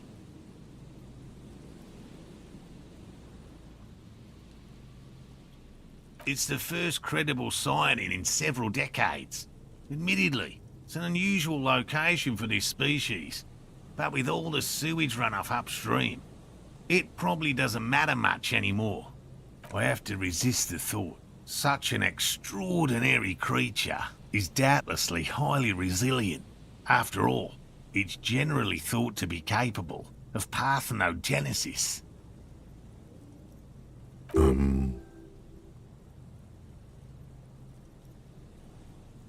Yes, the females don't need males to reproduce. Makes it easier for a species to survive in adverse conditions. Yes, the Insulindian phasmid is a very clever insect. That's why it's so damn difficult to catch. But as a scientist, I'll try my best to remain dispassionate. Well, they may not look impressive, but Lena designed them quite cleverly, so I'm sure they'll do the trick. Yes. More than some, he admires this about her. Simple. Attracted by the locusts, the phasmid crawls down the funnel and, having eaten its fill, can get back out. At least, that's the intention. The net isn't a perfect solution, but we didn't want to use anything that might damage the specimen's delicate exoskeleton. Locusts. Nearly all known phasmids are herbivores, of course, but we've hypothesized that the Insulindian phasmid might occasionally prey on other insects. Inside the traps, a number of locusts crawl and tumble over one another in a tiny, chittering swarm. They'll work, I assure you. The predatory hypothesis, using locusts as bait, accounts for the failure of previous efforts by other teams, which use plants. We have given this some thought.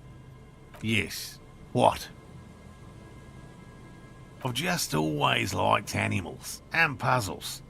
Searching for cryptids is a bit of both. He seems reluctant to talk about himself, but he'll open up, if you prod a little.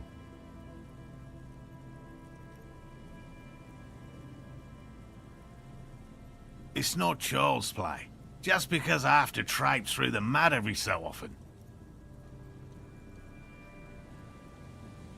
No. Very few cryptids are ever discovered, and not for a lack of trying. To stay hidden is a cryptid's primary quality. It's even in the name, cryptid. Of the list of cryptids kept by the Cryptozoological Society of Chemnee, which is 4,082 items long, about 2,000 have been confirmed as hoaxes. 2 are categorized as confirmed discoveries. The rest are in differing stages of discovery, refutation, and data collection. Yes, the Chateau Quan forest pygmy, who turned out to be an extinct species of primate, and a cave salamander from Grad, who is, honestly, quite unremarkable. It's in a zoo somewhere. We cryptozoologists are brutally honest with ourselves, more so even than the public. With cryptids, most cryptids are hoaxes or they are never found. That does not mean we should stop searching.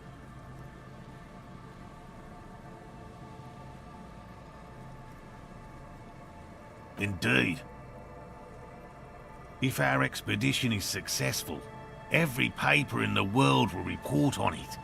From Revachol to Dushantu. It will be a zoological miracle. The hair on your arms stand up. Electricity. Sounds like reeds hissing. Yes?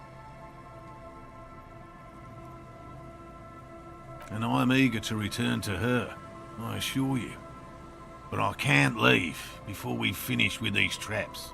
My wife understands that just as well as anyone. Come on, Morel. We've been soaking out here for days. It's time to go back. And leave the traps? Absolutely not. I won't let Lena down. Come on, she wants us back. I'm soaked up to my nuts over here. We'll both catch reed crabs if we don't dry out soon. Of course it's important to her. She's seen it. A verified sighting, on record. One of only 4 this century, and it's hers. Yes, that's how we first came to know one another, in fact. But that's her story to tell, not mine. Needless to say, you must ask her about the mysterious phasmid. Suffice to say, it's long been our dream to find proof of the Insulindian phasmid together. I can't abandon course now.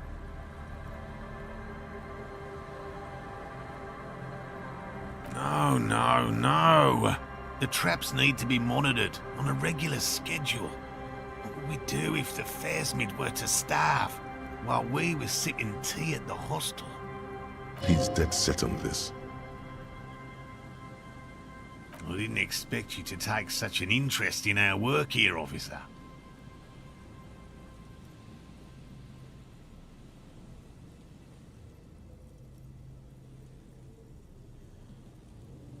Caught the bug, I see.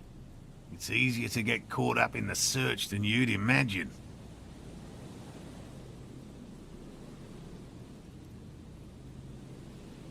Bring it to me at once.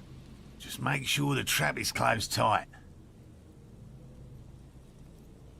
That's highly unlikely, officer. But in the event you do, I'll spray you with a pheromone mixture I developed. It's made of musk and research chemicals. The pheromone should attract the insect to you, or at least prevent it from bolting at the sight of you. It's quite potent. Will last you about a week.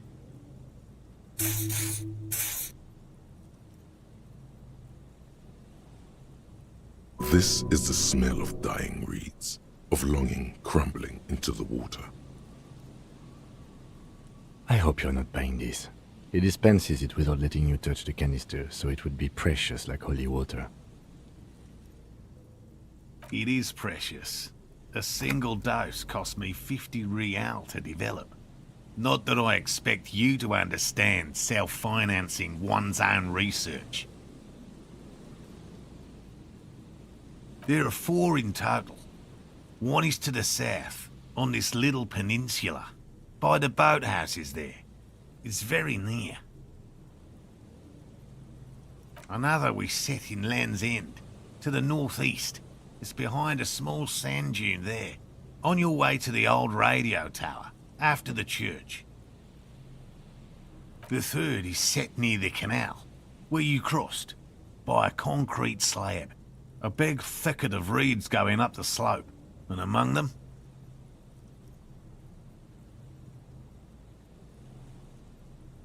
You should check at least one of those before returning to this one, since I just said it. This one's more of a technicality, but still, better safe and stupid than sorry. Right, which means you two can pack up and go back to the whirling. Whatever he thinks about this detour, it's clear that these men are exhausted and in need of assistance. Finally, someone's talking sense. Thank you for your help. Gary and I will start breaking down camp. If you have any more questions, now's the time to ask. We'll be gone once you get to it. All right? What cryptids precisely? I usually discuss these things with specialists, so I don't know what. You need to ask him about specific cryptids. Cryptids you've heard about from Lena or his friend Gary. He won't just talk. I see you've been talking about cryptids with Lena. The kind green ape is one of her favourites. A warm wave passes him. Of course, the kind green ape is her favourite, he thinks. We travelled to South Safra to look for it once. Gary and I got stuck in a rainstorm though, and had to spend most of our time there in a little village. The search was fabulously unsuccessful, but the people were very nice. I'm glad they didn't understand what Gary was saying about them. What? South Safra? They're just on a different rung of the ladder, Morale. I had no problem with them. Really? You kept complaining about how dirty everything is. We digress. They're a nascent culture. I just didn't feel comfortable. And let's change the topic, okay? Talk about your critters, or whatever. Yes, back to cryptozoology. You don't want to sow disagreement between friends. Formerly the most dangerous, yes. But do you know the most dangerous living cryptid? Believe me, you won't guess it. You either know or you don't.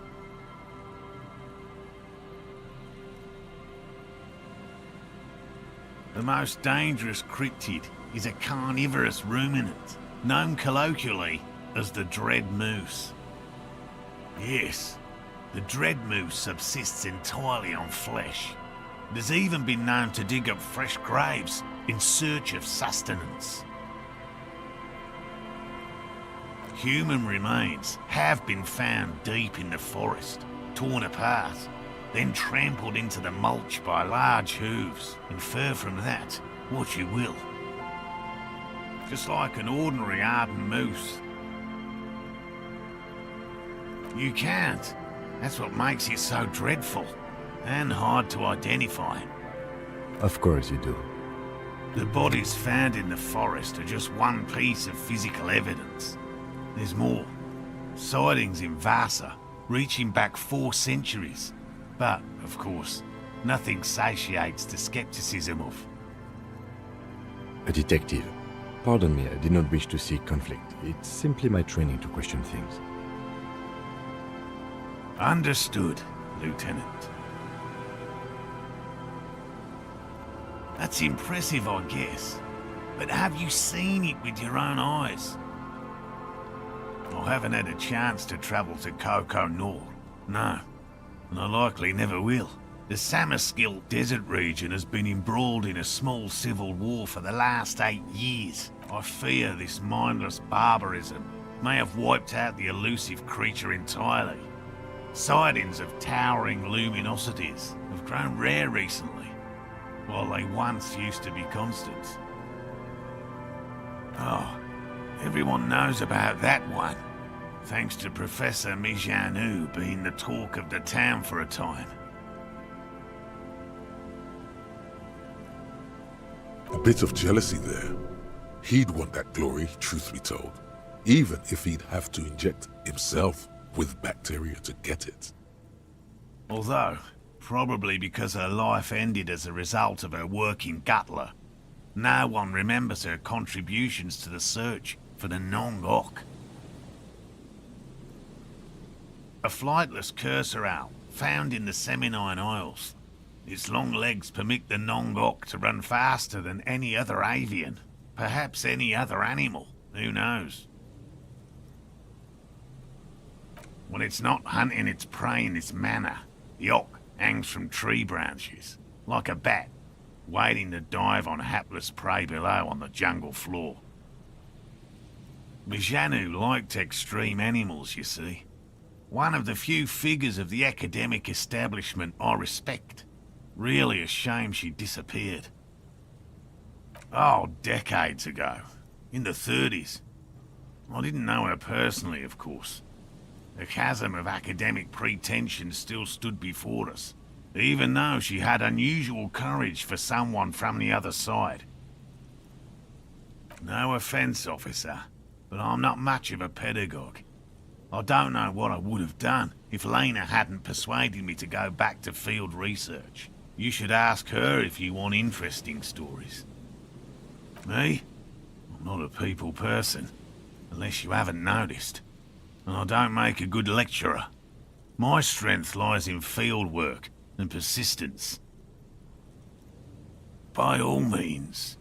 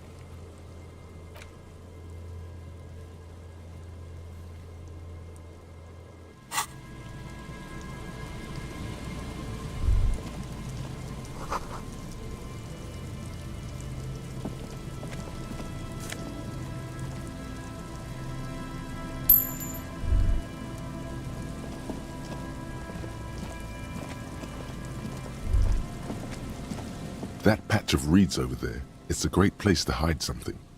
Kind of out of the way, being so close to the water. Nothing. Just a hunch. The hunch passes, leaving you there, by the old boy bobbing in the water. Time to go.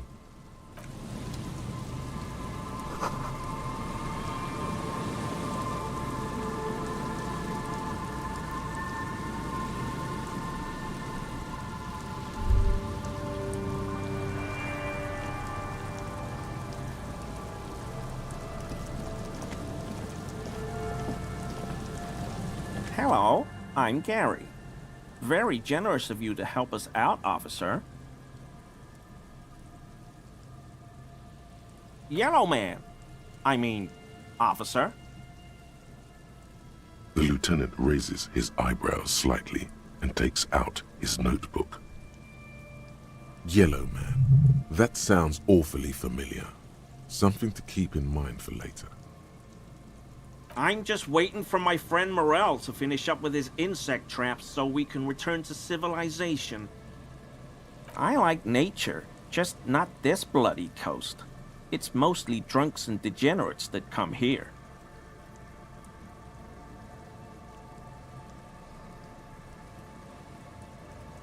Oh, I've been tempted. But someone has to stay strong for Revocol.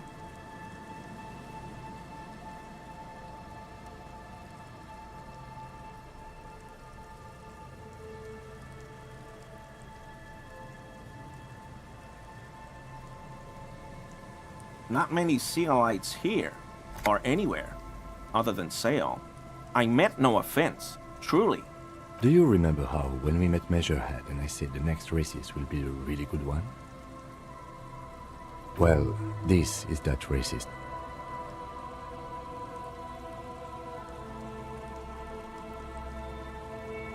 Hey, man, all I meant was there are not many Sealites around here. I'm just stating a fact.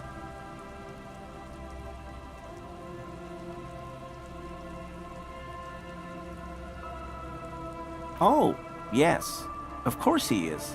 I was just speaking about his connections. Let's change the subject, okay? My mug? Why would you think that?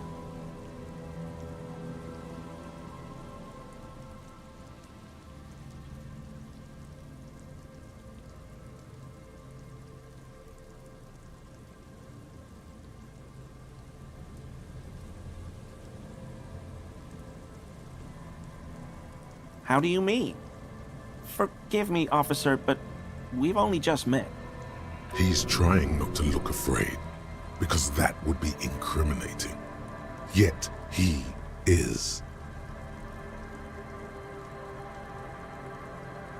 Okay, I admit it.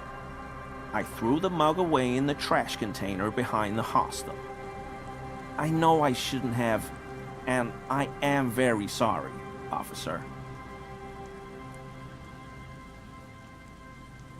You're not going to find me, are you?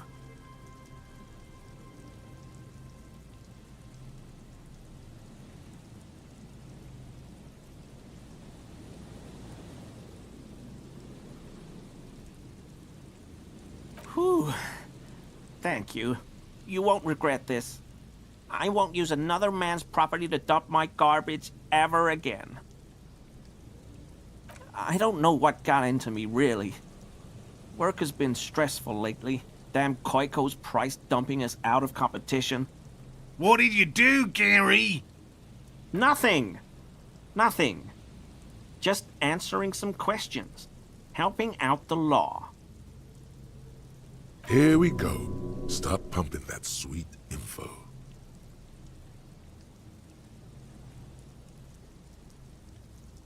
I know a guy who works with the trash collection services, CS Municipal. He gave me a master key for the trash containers of Martinez.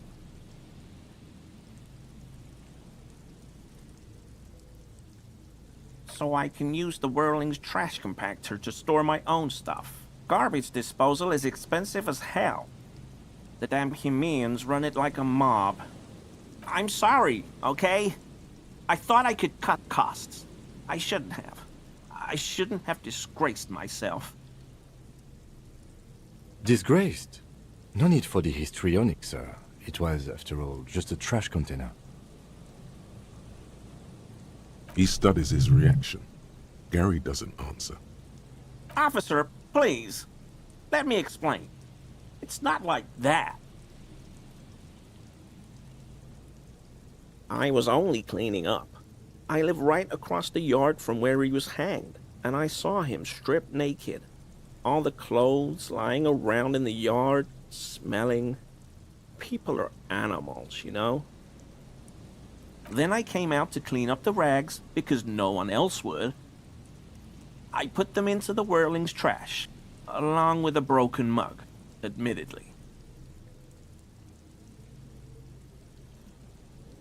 Okay. I was coming to throw the mug away, and, well, I threw the mug there and the clothes too. Right. It was just civic duty. Exactly. That's exactly what it was. Civic duty. Armor? No. I mean, yes. Of course. I know he was wearing armor, but I don't know anything about it. I hope I could help your investigation, in my small way. Don't be so relieved yet, Gary. This bad cop may have been in your apartment, admiring your mug collection. Perhaps a little intimidation?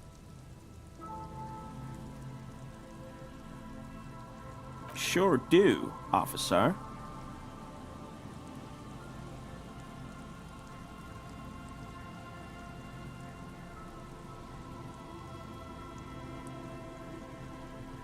Mr. Everard? So you work for Everard Clare? Officer, please tell him we're good. No, tell him I'll make it up to him. What have I done? He'll send the muscle after me.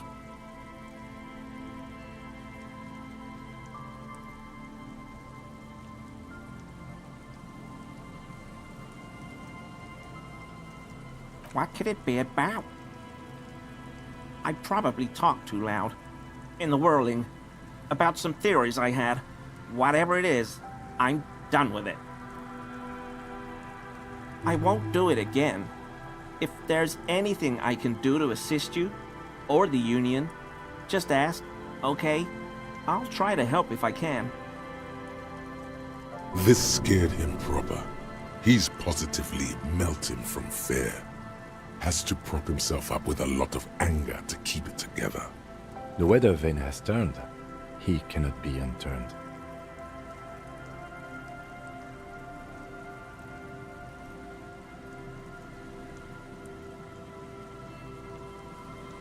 He clearly liked his squirming. He may even have changed his mind about the whole door-opening operation.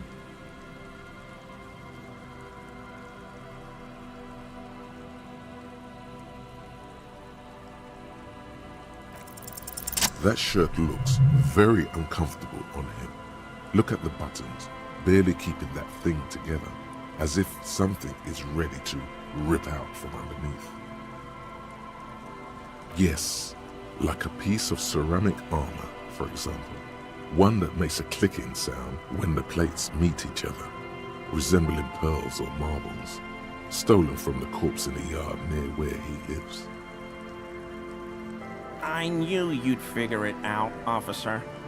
I'm sorry I didn't tell you at once. I was ashamed of what I did. And I didn't want you to know.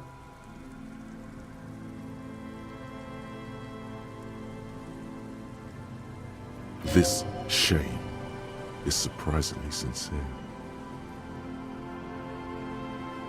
Gary, what's going on? Later, Morale. I've got apologizing to do. No, you've got explaining to do.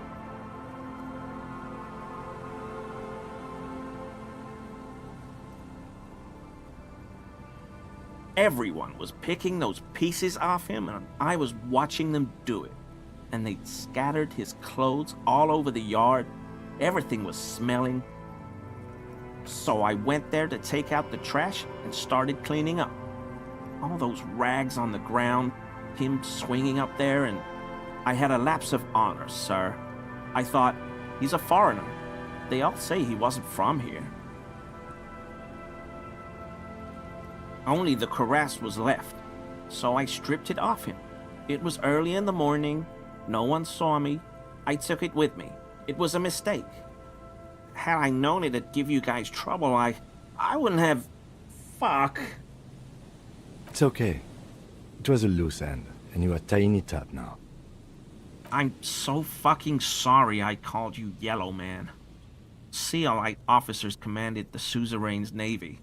Most of them sided with the king when... It's difficult to say what the lieutenant thinks of this historic apology. His face does not belie emotions. Because I was weak. I should have told you the moment I saw you. But... The hell, Gary? You in trouble? I'll explain later. He sighs again, hangs his head, and unbuttons his shirt fully. A cuirass that matches the dead man's boots comes into view. Soon it is in your hands, smelling of his sweat. I always thought it was the Union, but I sure as hell won't go around saying that anymore. You have my word. I don't know. and I won't be running my mouth on this subject anymore. Yes, absolutely. I will never do anything like this again. I won't mess with Mr. Clare either. You have my word. I told you everything. No. I help Morel with research sometimes, and I've learned some things along the way. But I don't usually go in for picnics like this on my own.